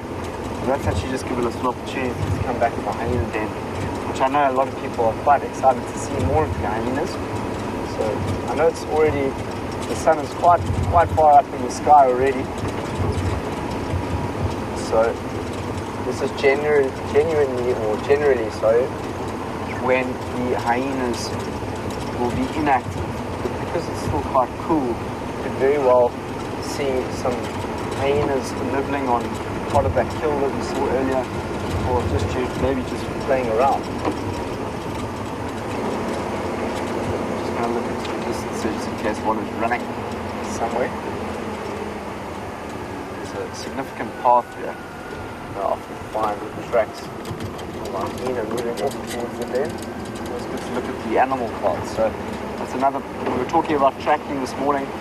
When you're out here, have a look at some of the animal paths that have been created where, where leopards and many buffaloes and that sort of stuff will walk and continue to make these paths more significant. And that's where you have a better chance of seeing something out here. So, as I said, everything has its own memory out here in the bush. We're just going to try and access that memory of the area to learn more about the habits of the different animals out here.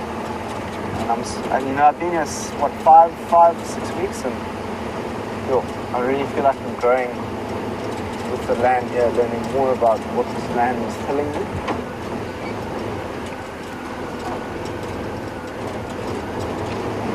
Close to the den now.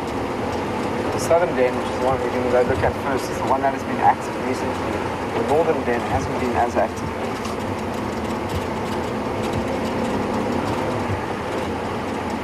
Can't see anything through that thicket. I heard that you managed to see a bird party there as well. That's very cool. With Brent and a raptor of some sorts. Sounded like quite a rare raptor that you said. On cheetah plains. The Laneth falcon. What a falcon to see. Well done, Brent. Okay, here we are. Southern Den. Doesn't seem to be anyone in that thicket. Sneak our way up here.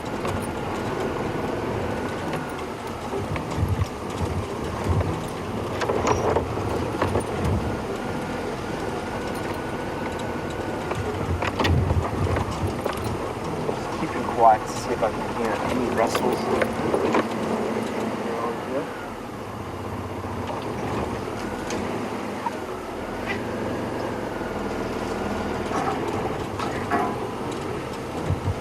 So, at the moment I can see the den, I can't see much happening here. There's a steelbok that's running off in the distance there.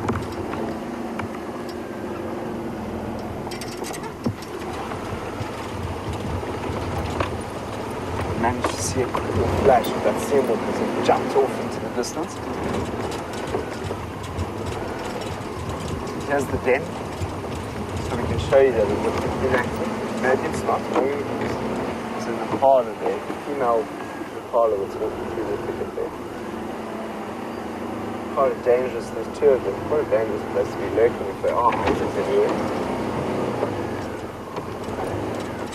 Look to the side. On the other side.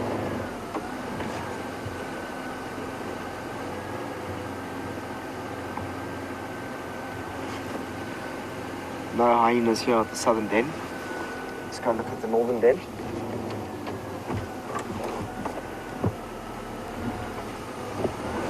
Clouds are forming, quite an interesting look there.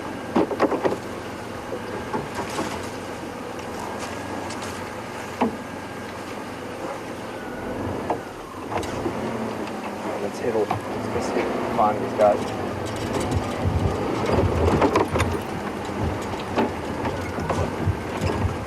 For some reason I've seen so many steenbok recently. They're normally quite a secret antelope. Not difficult to spot at times, but I've seen quite a few of them. Especially on the cheetah plains. There's that one steenbok I was with the other day that I stood with for about 5 minutes and it looked like a statue, it didn't move a muscle. So you either see them in a position where they look like a stone, hence the name steenbok, steen stone. Okay. You either see them in a position where they are very still or in a position where they are jolting through the bush, like we just saw now, which you managed to see that big flash of it.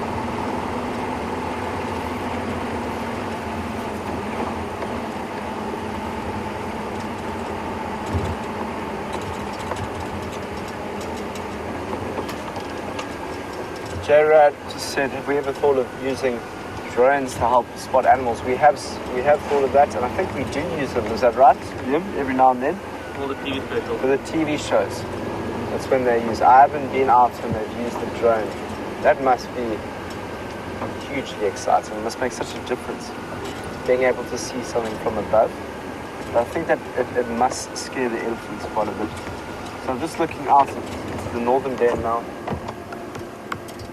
It's looking exceptionally inactive down there. So it doesn't look like we've got any hyenas this morning. We'll come back this afternoon. Potentially they will be there. I'm looking forward to seeing them again. There's something in my eye. Fly just flew straight into my eye. That's the best, eh? When a fly just flies straight into your eye. Just wants to say hello. Maybe there'll be a working down here.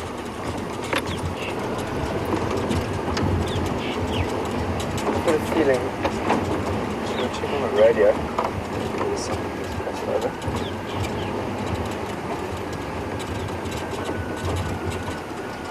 Stations, I've been down for about 15 minutes. Is there any updates for Via today?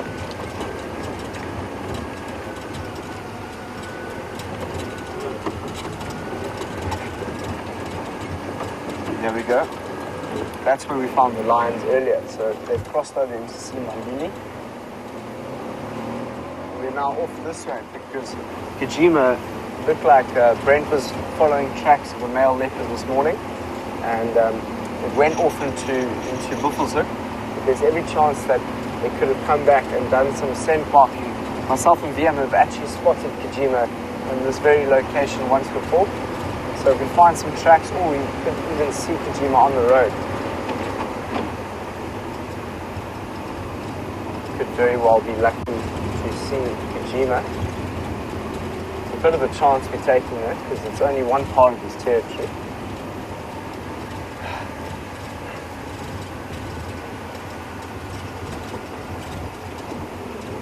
Does it smell like something has died in this area? Well, we carry on in this area and see what we can find. Let's go see how Brent's doing.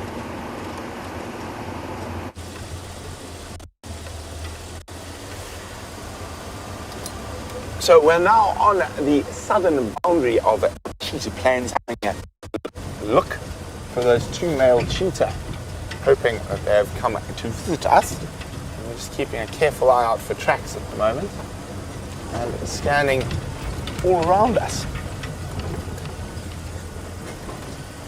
So unfortunately that Birmingham boy we had last night has walked straight through cheetah plains and gone to the west.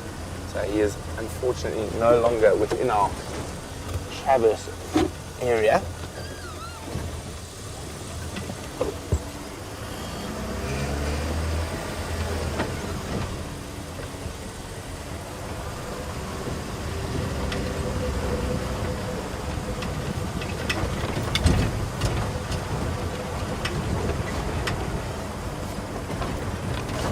James Richard says, well, if we can't have wild dogs this morning, hoping we spot a jackal on cheetah plains. Well, as far as I think I've heard, Sam has jinxed the jackals. Every time he mentions the word jackal, we don't see any. Hopefully, we might have some luck.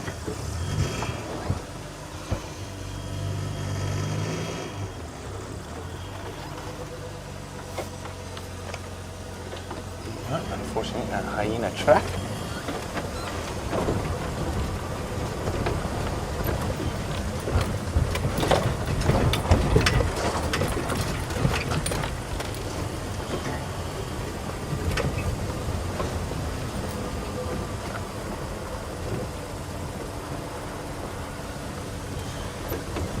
Well, Aaron from the land of the long white cloud says, thanks for the bird party. It's taken his bird list up to 48.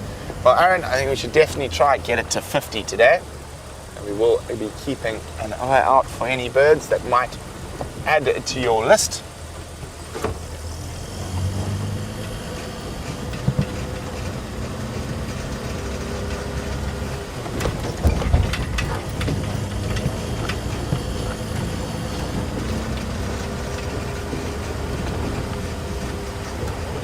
So just over this rise is the first of the big open areas on cheetah plains.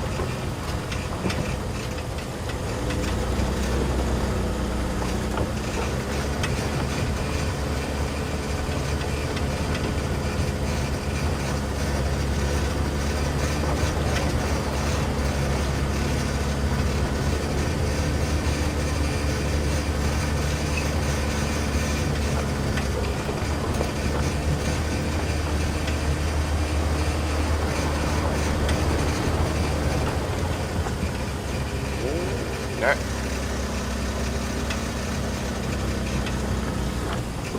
No tracks just yet.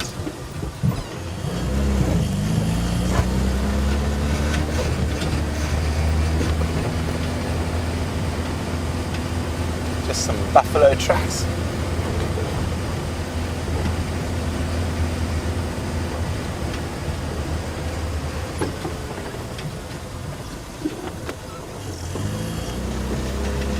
So Dave is wondering if myrrh, or the myrrh incense tree, oh, excuse me, grows in South Africa. Thank you, John. It does not, Dave, as far as I'm aware. Oh, here we go. Occasionally I have these bouts of about 20 sneezes in a row, and it's hopefully not one of those. If I'm driving down the main highway, I actually have to pull over to the side of the road because it's quite dangerous closing your eyes when you're doing 120 kilometers an hour. Oh.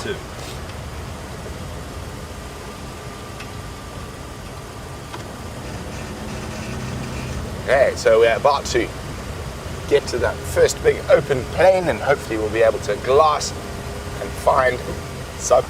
Oh, here we go. John thinks this is quite funny. Let's see if I can think my sneeze away.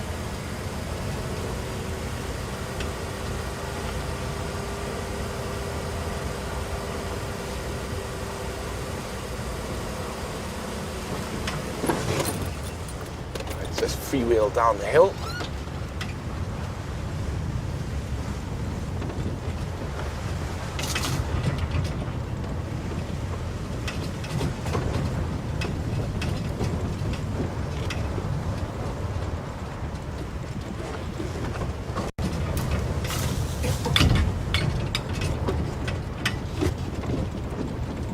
Okay, here we go. We're on Norman's patch.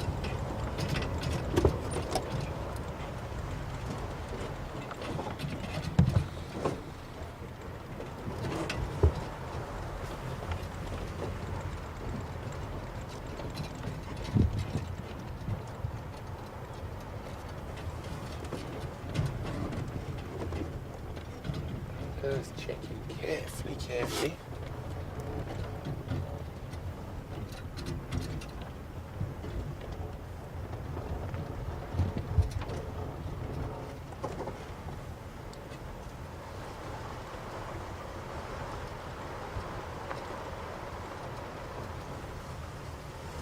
This looks like a good spot to stop and scan the plains.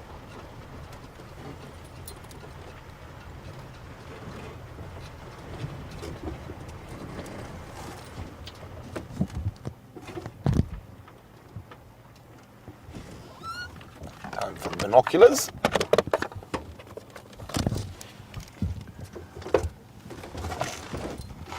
So, where the cheetah were lying yesterday was way over there on the other side.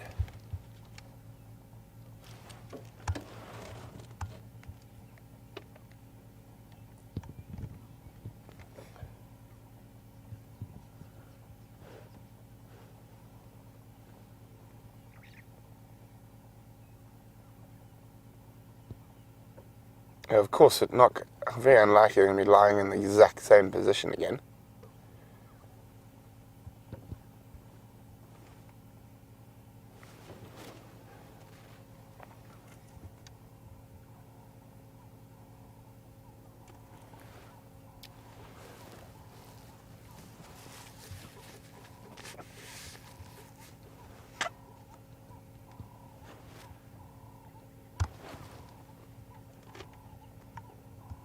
looking for any shape that looks slightly out of place.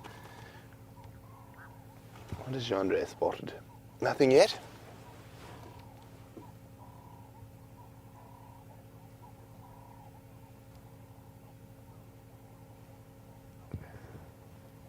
Well, Brandon was wondering whether there are any updates on the cheetah. Brandon, I will let you know shortly. We are looking for them as we speak. Let's move a little bit further down the plains and see what we can spot something from a different vantage point.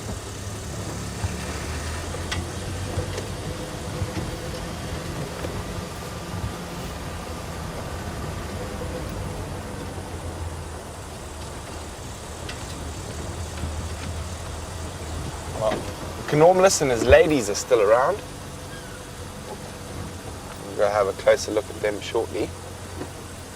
I'm just going to keep a very close eye out this side there.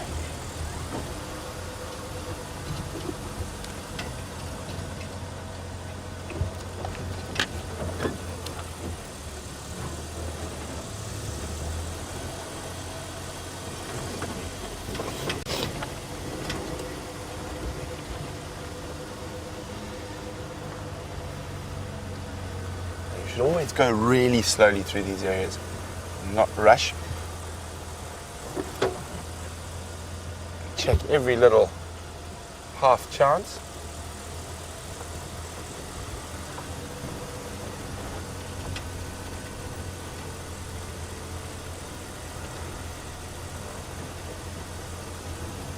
If they were going to come north,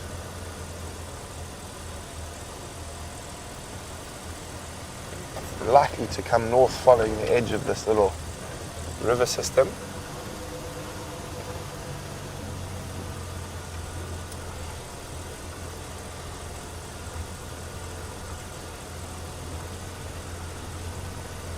Just checking very carefully. This is a good spot to start looking for tracks. To our left is a Gnormless Gnorman and his lady friends.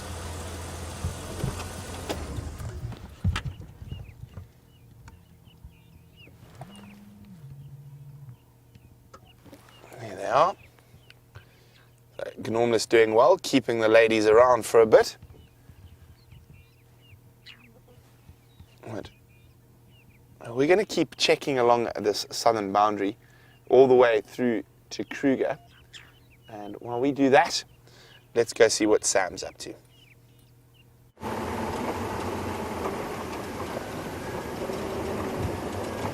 So Brent is off on the cheetah plains to see if we can find a cheetah this morning. We are just moving, we are now on Bubu Road and we're going towards the Juma Dam to see if there's anything there. I also just thought I would show you because we haven't seen any tracks of a zebra or a aardvark while we've been on drive. So I just thought I would show you quickly. I think it was James Henry, and I've just forgotten who wanted to see the aardvark. Sorry, James Richard, not James Henry. James Richard. So here, have a look here. Some tracks here. Here you can find the plains zebra over there. So that is very much the track of the zebra over there, James, if you're watching. And we'll see if we can find that in the practice on the ground. And then here is the John, here is the aardvark, which I'm just going to show top left. And that is what the aardvark track looks like. Sometimes you can really see it when you go towards like kind of old muddy areas where an aardvark would have walked. Often their tracks are so distinguishable, you can really, really see them. So those are the tracks of the two beautiful looking animals that hopefully we can find as we drive along here. But also, I just thought what would be quite interesting is to maybe talk around any kind of questions on biomimicry this morning. I know that I've had some interesting topics from people around, how could we find biomimicry and what might we find within it in design. And just while we're driving here, I'll be looking out for any kind of thing that will show you a little bit more about how we can use design in many things. I mean, of course, we could look at trees and understand how water might go up a tree to that of a leaf, how a leaf captures, but I've explained that example a few times. So we can have a look at the shells of beetle and the body structure of a cheetah within design, and the dexterous movability of something that's over there. Hold on.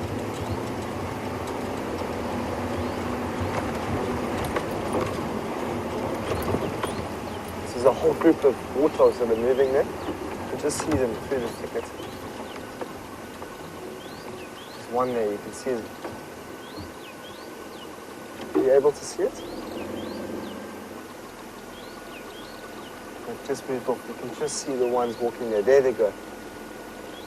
So that, what you saw there, I just saw that in the corner of my eyes. It's that tail flicker and help the youngsters, which there were quite a few piglets there, to help them navigate themselves through the bush. And there's an amazing looking male nyala that is just walking out into the thicket there. There we go. So that's the best way you want to see a nyala, looking through the bushes. That's where they like to be. Their habitat is these woodland areas behind the trees where they can camouflage themselves best, where it's most difficult for them to be seen. So that's a quick little spot of a warthog and an nyala. Very cool. So there's also, can you hear that? Sound of an oxpecker. That one there. Let's go around. That could often mean that there's a buffalo, even a hippo, or something that could be around the corner. So let's just see what might be around this corner.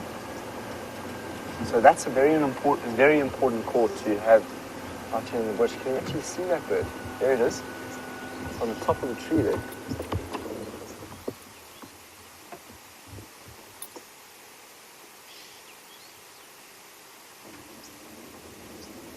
An oxpecker. So let's go down. Maybe potentially there's something beneath this tree. See, the signs in the bush are very, very important. You're looking at the tracks, you're listening to the sounds of the birds. That's also an amazing shot. Have a look at that.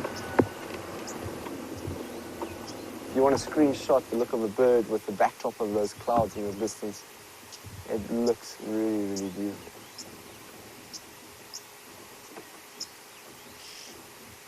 That's your red-billed oxpecker.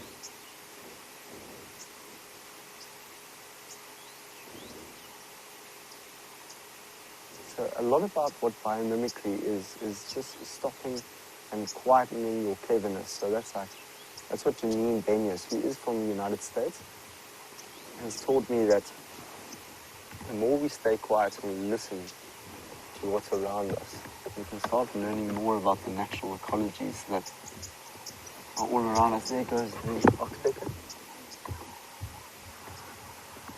Biomimicry is basically just another word for learning a little bit more. There goes a red-billed buffalo weaver with a whole bunch of twigs in its mouth into the distance, probably going off to its nest.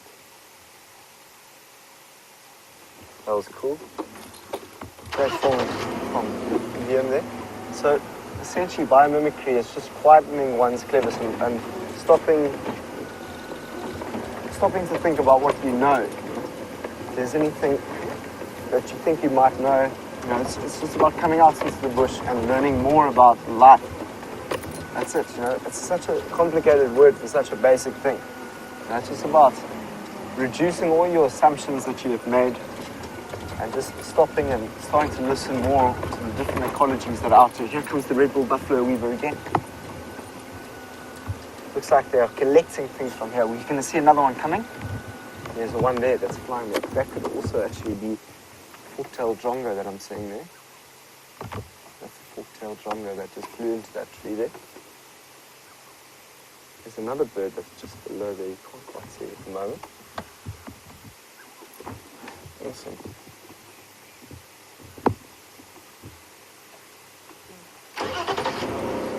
Brenda, you need seven more birds to reach 100 on your list. So we just saw the red-billed buffalo weaver, Drongo. You definitely have those already. We saw the chin spot baddis this morning. And let's see if we can find something more. We're going down into a thicker area here. Let's see what we might be able to find down here.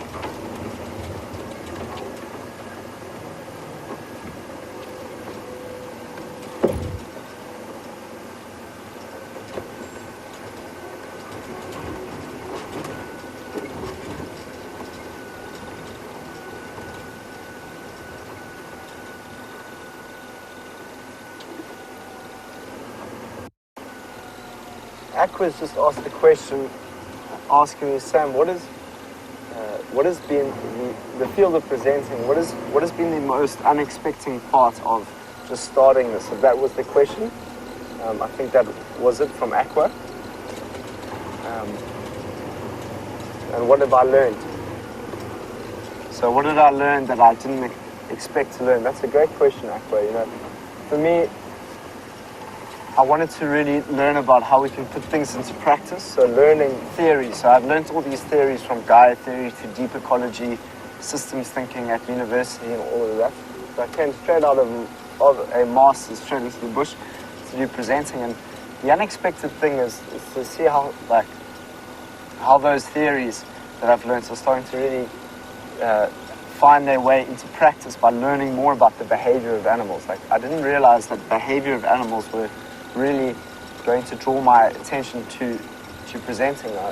In the presenting, and I really want to bring the viewer into the different views and sights and behaviors that we might find in the natural bush, the natural ecology. So Brent is with the warthog. Let's go and have a look at that warthog.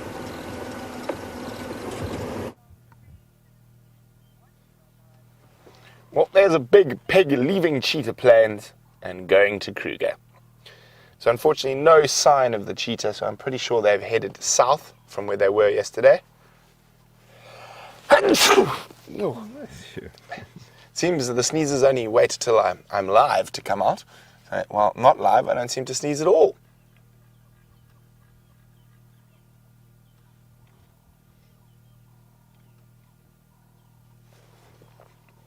So nice big warthog.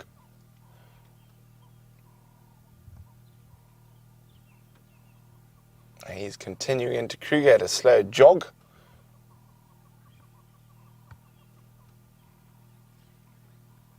Being followed by a male impala.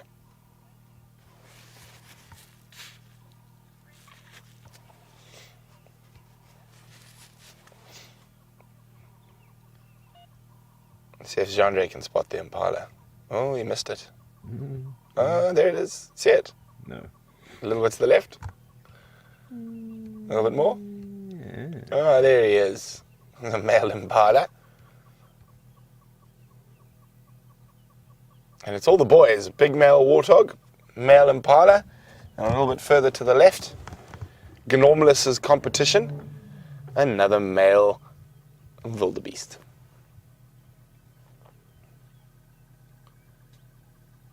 So Snoop is wondering how big the open areas of cheetah plains are. I'd say they're probably in total around 150, maybe 175 hectares. They're probably close on 200 acres.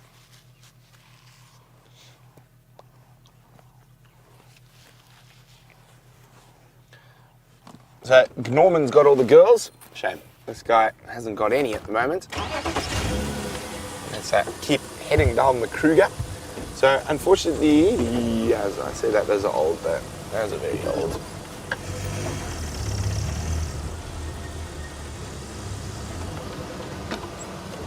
Yeah. Very old cheetah tracks going into Kruger, barely visible in fact. So we're going to keep checking, and I'm hoping maybe we'll get some luck right along the northern section of Cheetah Plains. Maybe in Kanyini we'll come down for a visit. But while we do that, Sam has got something who definitely doesn't like seeing leopards.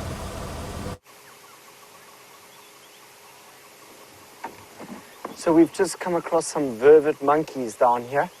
So you can see there's one holding onto a tree there quite well. There's actually a few of them. There's another one that's standing in the grass.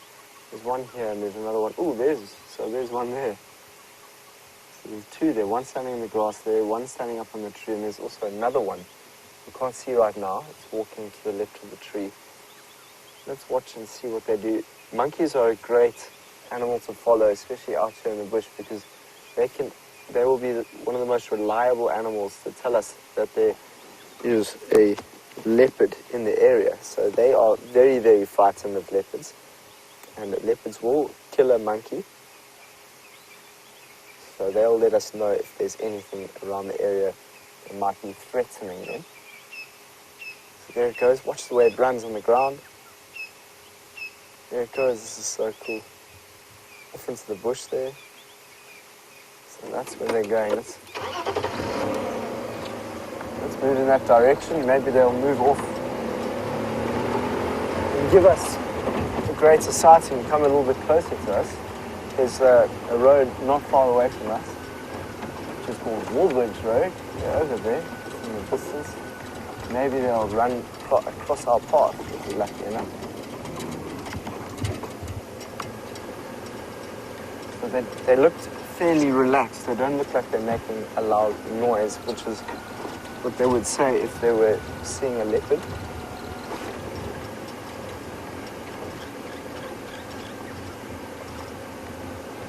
James Richard is asking, is there any biomimicry to looking at the hooves of an antelope? James, I haven't heard of any emulation or design that's been looked into around the emulation of a hoof structure. But I'm sure once you start to look at it, so there's three different ways in which you can view there's a squirrel on the road. So I love squirrels. Let's have a look and see the squirrel. It's just over there. It's jumping up into the tree now. I'm going to stop.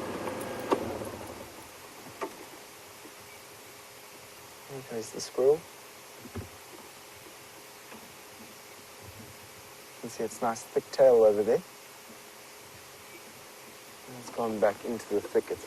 So squirrels. So we've just seen a monkey and a squirrel, and those two animals are just great to see in these areas because they are not only, well, the squirrel's not as reliable as the monkey is when seeing a leopard when there's an alarm call, but a squirrel will also alarm call at a leopard. So there's three different ways in biomimicry you can look. You can look at the emulation, so the actual design of something. And you can look at the system, so the system that it works in and how it contributes to the system. And then you can look at the process. So system, emulation, and process. Or function, what is the actual function of that? So process is another word to say for it is the function. What function does it provide for the animal, and how might that be something positive to learn from? So you can go into your back garden, look at a tree structure, look at a leaf structure, look at the way in which a gecko's tail does this. Look at how does a tree, how is the tree's bark able to help with wind, and how is it able to create? But what is the purpose of bark? How does bark act as a substance or a protection layer? Look at that ant that's calling. Awesome imagery there from Wiem. It's so cool. Is that an ant there? Yeah, there are ants. You can just see them in that silhouette of them as they walk. That was very cool. Great little spot from Wiem. Spotting a lion this morning to spotting an ant crawling up a tree. You've got to have good eyesight to be able to pick up on these smaller things in life. So that's it. So biomimicry, as I said, is just a way of seeing. It's a way of learning that is listening to the natural. At least that's the way in which I've picked it up. The way of listening to each individual within the natural world and how it's in relation to everything. I think that's the most powerful thing to learn for me with ecology, is to learn relationship, the relationship of a tree to its ecosystem, the relationship of a monkey to its ecosystem. And then eventually that will help us understand what our relationship is.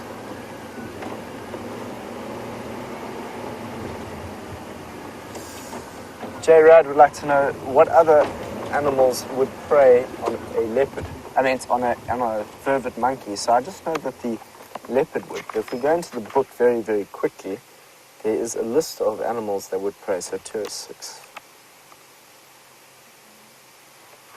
Here's the vervet monkey. That's the monkey we just saw. Up on the right there is a nice picture of that vervet monkey. And the enemies are a leopard, a lion, a caracal, and a crowned eagle. So have a look at the enemies, which is over here. So I've never seen a caracal out here in the bush, and that is the one animal I really, really want to see. So they can live up to 12 years, and their main food, their diet, is wild fruits, flowers, leaves, seeds, insects, birds, and eggs. And they are diurnal animals, so they'll be moving during the day. So what we're going to do is, maybe we get to see the vervet monkeys again if we go up Walberg Road. Because they were moving in a southerly direction, so that could be exciting to see that monkey again. And, you know, just going back to that conversation on biomimicry that we were having earlier, is that, you know, my first reaction to biomimicry was the design aspect. Was like, how do we look at a kingfisher's beak that then could be designed to the front of a train to create a train that's more efficient through moving through tunnels and all that sort of stuff, which they've done. If you look up the kingfisher's beak in biomimicry, it's fascinating to see what they've designed from that. But then I just went further and further within that. So it started from the design aspect, and then I went into the ethos of it, and that's essentially what I was going to do my master's in 2 years ago, around the ethical dimensions around biomimicry, and basically what is the philosophies behind the designs, which for me is the most important part of it. And you start learning a little bit more about biophilia, you know, all these big words for something that just make a little sense. Biophilia is love, you know, like biophobia is like I was scared, like our phobia. You know what a phobia is? Scared of something, the fear of something. Biophilia is the love of something. So when we're children, it's said that our biophilic tendency to the natural world is much greater, and we kind of lose that as we grow older, because some say it's the education system that kind of pushes us away from that biophilic tendency. There's some impala over here.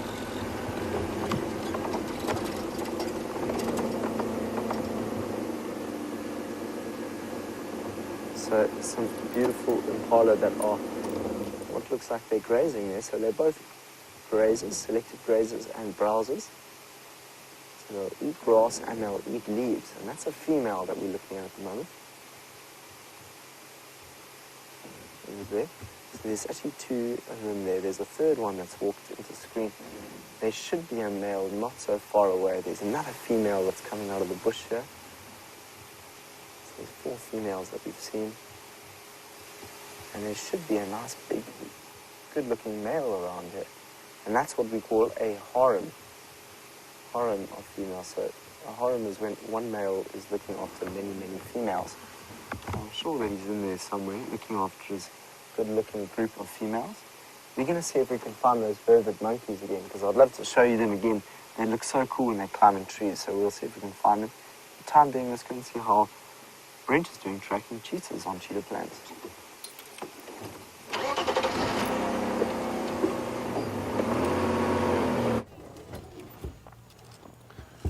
Well, there's a big grey bottom of a large musk bull. You can smell the musk quite clearly. He just popped across the road in front of us. It looks like he found something that he wants to snack on. Now, he isn't quite a thick area, so we're not going to off-road for a musk bull in an area like this.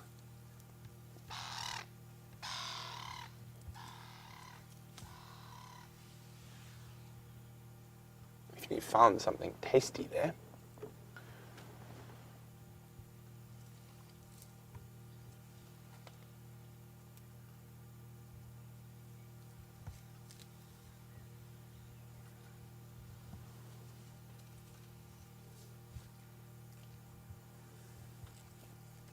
I do like these big bulls.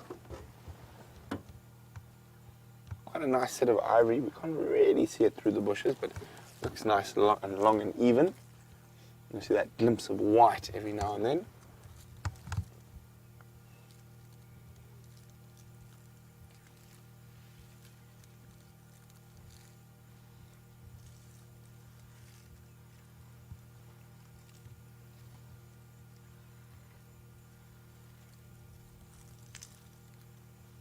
Breaking those branches. I'm going to try and move a little bit, see if we can get a slightly better view.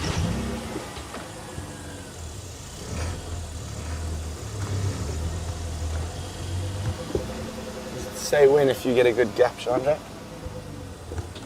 Yeah, probably the best of it. Jan would like to know, do elephant tusks grow from their skull? Well, they do grow from inside their skull, and about a third of an elephant tusk is actually inside its body that we can't see. You can just see that gleaming ivory through the bush. Hiding behind her. Which bush willow, Gendre? Variable. Red. So Gendre has asked to be taught some bush willows this morning. The red bush willow, the most common bush willow we get in this area. Actually, I'm going to leave that LEB. I don't think he's going to give us much better of a view. But what we can do is look at some bush willows for Gendre. So Gendre seems to have got this bush willow down. Russet. There we go, russet bush willow with a very rusty looking seeds. But let's find the red bush willow quickly, or a leaf of one at least.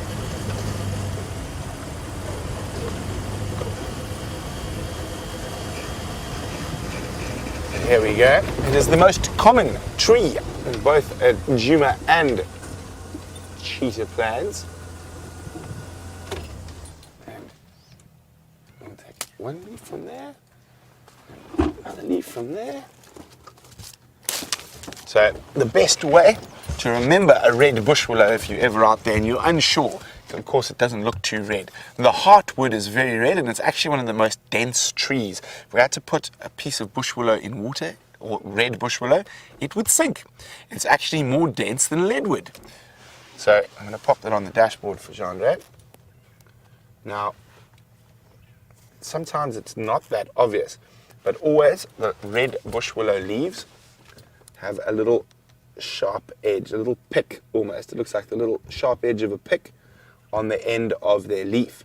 And if you ever want to remember the scientific name for the red bush willow, it is a combretum, which is the bush willow family, apiculatum.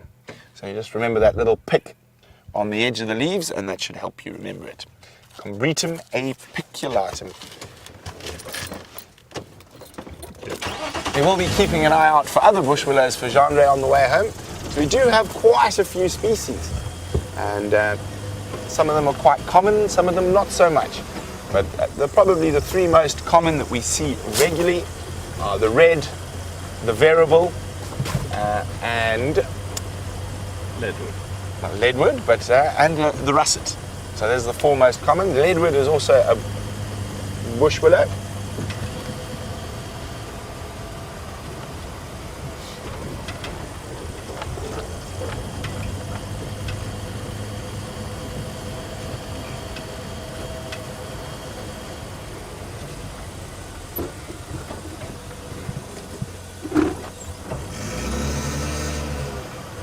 So Joyce in Minnesota is wondering whether our leaves change colour in the fall. So, well, Joyce, we don't have a real traditional fall, but our leaves do change colour and fall off on certain species. Now, we've got a perfect example of this at the moment. There's a red bush willow with the leaves turning, and they will fall off. And even the marula to the left has also started turning. So some of the trees will lose their leaves and change colour. But we do have a few evergreens that don't. Oh, Gendre, there's another bush willow for you.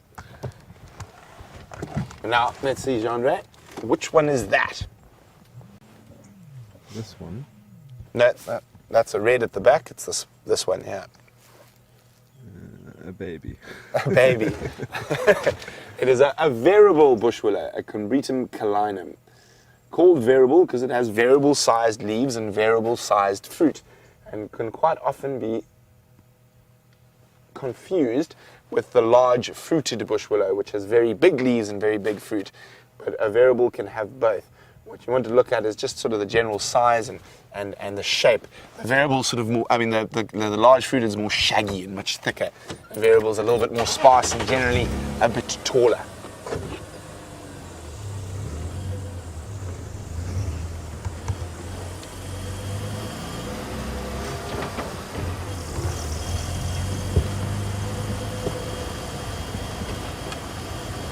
Now there are a few of the, well, not rare, but rare in our area Combretums that we can look for.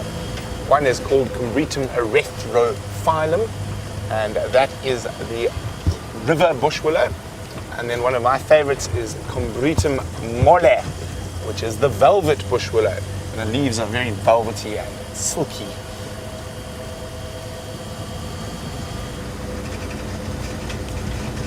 Quickly, John Ray, general size, shape and impression of the tree. Not a baby. Not a baby. It's another variable. Right. I'll try to show you a large fruited to give you an idea between the two. That always makes life a bit easier when you've got something to compare against.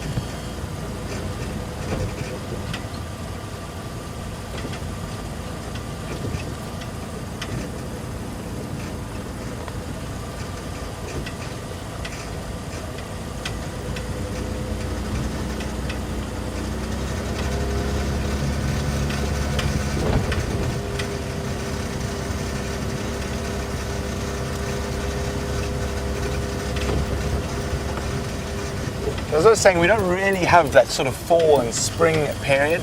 We go straight from sort of, we've got really two seasons. We've got wet and hot and dry and cold. So we have a sort of a winter and a summer. But in terms of seasons, it's much easier to discern the seasons out here in Africa as wet and dry.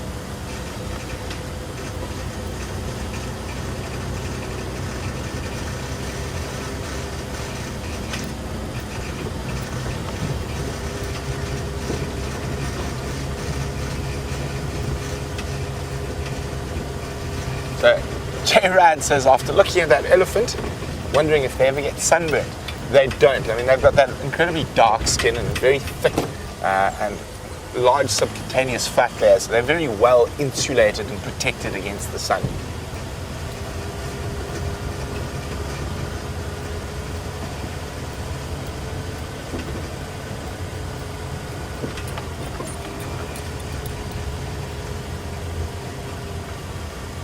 And you'll notice our leaves will turn at different times depending on rainfall. So you'll find certain areas leaves will all turn far before others. Oh, excuse me.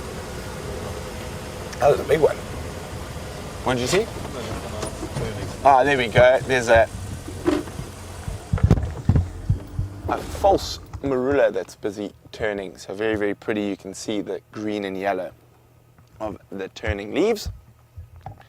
While we continue on to try find a large fruited bush willow for Jandre, let's go see what Sam's up to.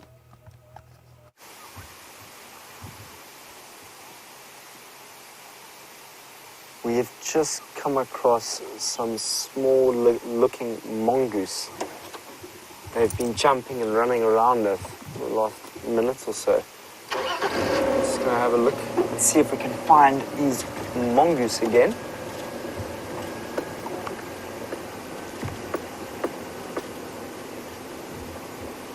Stop for us. No forward. Found them. I think they could be. They're right there. There they are. We found them. They're just at that hole there. Well, for the time being, we've got a squirrel on the right. It's just left us. Still there. You can still see it. So that's our second squirrel of the morning, and now the dwarf mongoose are all out. This is awesome, look at that. 1, 2, 3, 4, 6 of them there. So they'll probably be coming out to nibble on some food, and dwarf mongooses will move from place to place to go and find new homes. That helps them, the diversity of homes helps them get away from the different predators that like to follow them. If there was an owl that kept on coming here, they would slowly kill off all these little mongoose. And it seems that they've just found a home here. I love dwarf mongoose. They're very, very interesting creatures. I'm still yet to see a dwarf mongoose with an egg, trying to open an egg. Apparently it's one of the funniest things you can see. Watching a dwarf mongoose with an egg. So you get a sentinel mongoose, which means the one that will look out for any predators, and he'll be just a little bit further away from where they might be feeding or doing something within the den, and will let everyone know if there is a predator in the area. So there he is. Look how sweet you are. There's now just one of them. What are you up to? What are you going to do? See how he just lifted his head there? You can see those eyes, prominent dark eyes there. So they're the smallest of the mongoose.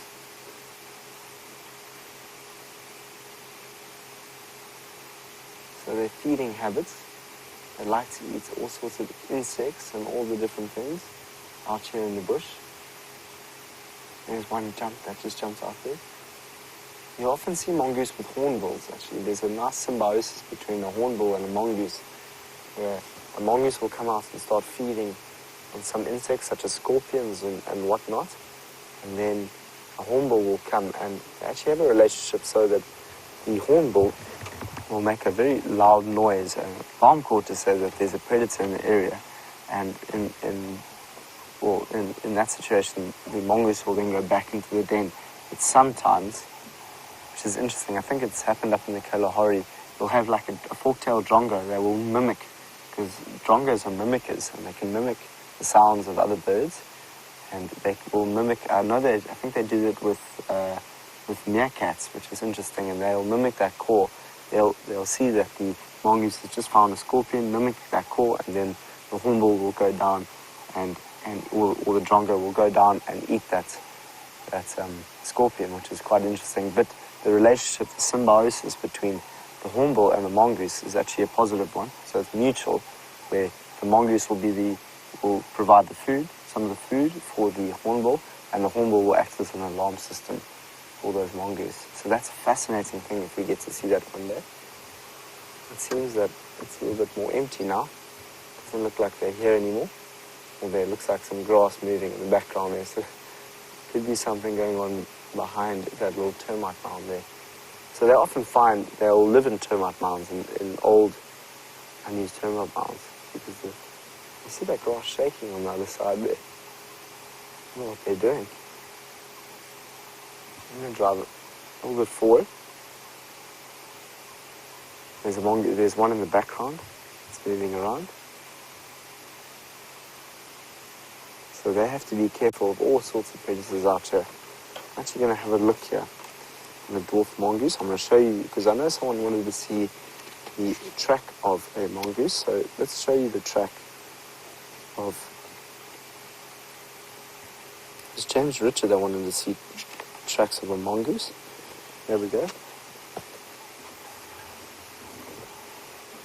So if we go down to the mongooses here, like yellow, slender, Cape Grey, white-tailed, dwarf mongoose there. At the bottom is the dwarf mongoose. So that's the track of the dwarf mongoose. Very, very small. It's only around plus minus 2 centimeters, where you'll find that the other mongooses are quite a lot larger. The one that we see at night time, we often see it on the road, is this one, the white-tailed mongoose. And that's what we would have seen the other day, James. If you're here, we would have seen on the road the white-tailed mongoose. So slender mongoose is this one over here, which is the gregarious, the mongoose that lives in groups. such as the one that we're looking here at the dwarf mongoose. And there's actually an interesting little thing that they say about slender mongoose is that if you on your way to work, it doesn't matter where you are. If you're on the way to work and the slender mongoose crosses your track, you have to go all the way back home because something might have happened at home. So whenever, even if you're off to the shops and the slender mongoose runs across you, it's a sign to say go home. So it's an interesting little story about that. But I just thought, let's maybe also have a look while we're here. Have a look at the watering hole here. See if there's any birds on the side there while I quickly go and get onto the page of the dwarf mongoose. And then we can learn a little bit more of the dwarf mongoose while we're here with it.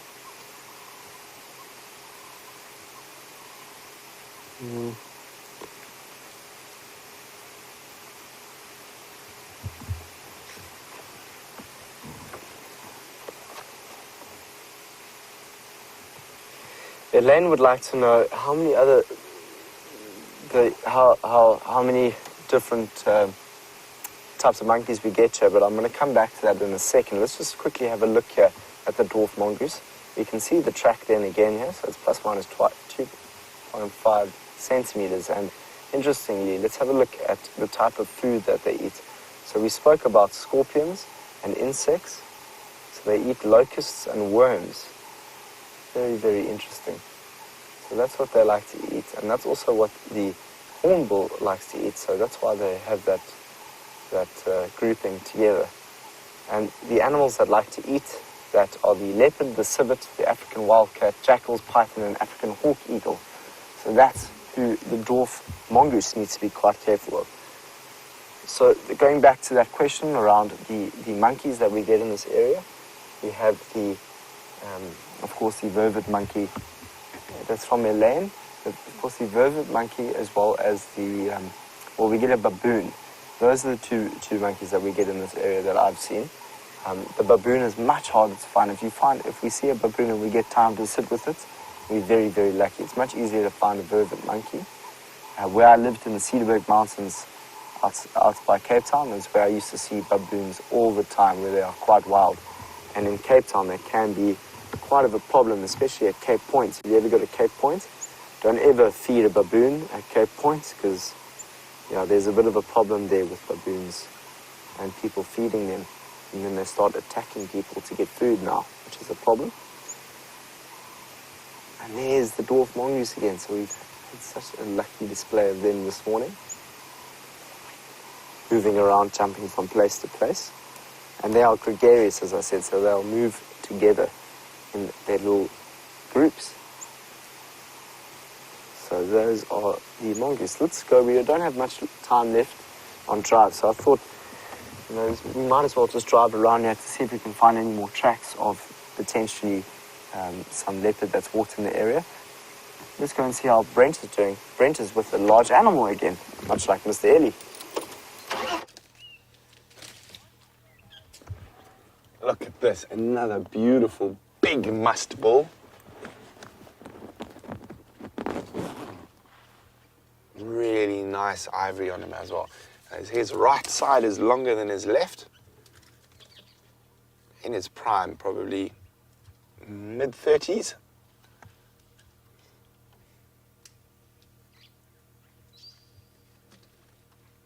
He's got a very distinct hole in his ear there. There you go. And a little nick, a sort of triangular nick and a hole.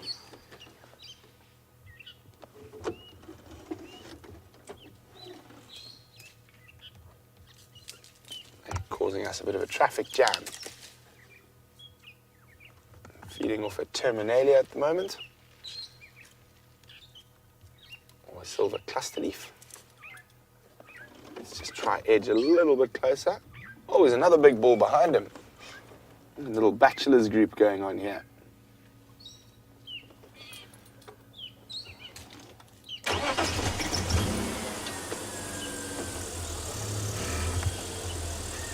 What a wonderful way to end this sunrise safari with some big Ellie bulls.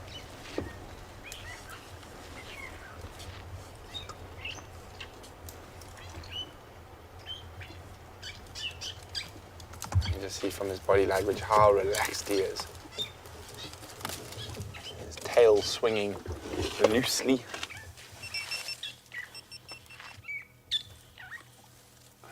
Lovely big bull.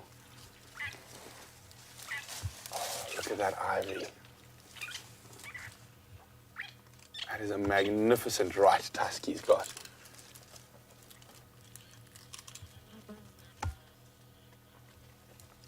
Oh, quite long, I'd say, it's sure. Might be one of the longest single pieces of ivory we've seen out here. Nice curve on it. I would guess that's quite a bit over a meter. That's probably closer to 1.5 meters.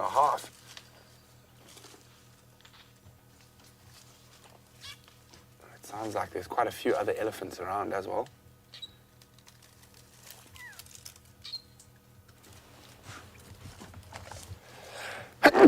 Oh, excuse me. Yes. They're so peaceful. And this is one of the benefits of this very dry time we're having, is this influx of massive elephant bulls. He's moved on from the cluster leaf. He's now eating a zebra wood. And you can see that little build-up of white gunk in his eye, and what we would probably call sleep, but probably from dust and other stuff as he moves around. And the eye cleaning itself.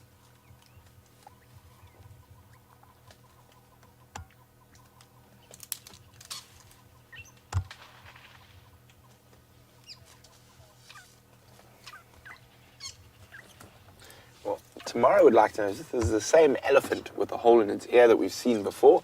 I've never seen this guy before. Jandre, while I've been away, have you seen him? No, Jandre hasn't seen him either. He's a nice big ellie.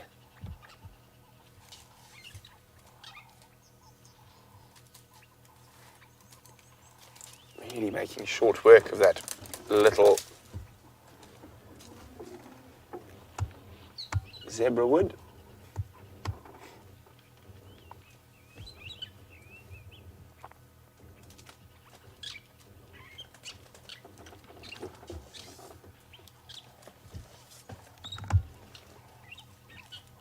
Big bull like this eats around 200 kilograms of vegetable matter in a day.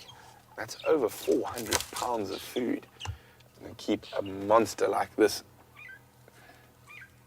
in good condition.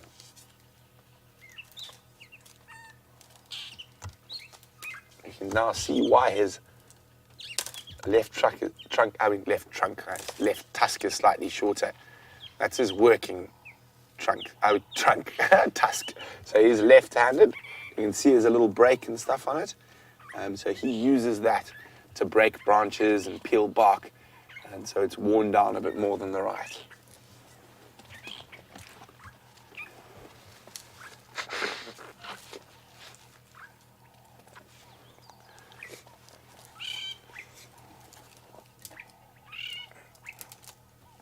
There we go. You can see him utilizing that left tusk there. But what a wonderful way to end the sunrise safari. But Sam and I will be with you in a few short hours for the sunset safari, and hopefully we'll have lots more big ellie bulls and other creatures around. And for the last little bit of the sunrise safari, let's have a look at this wonderful big bull.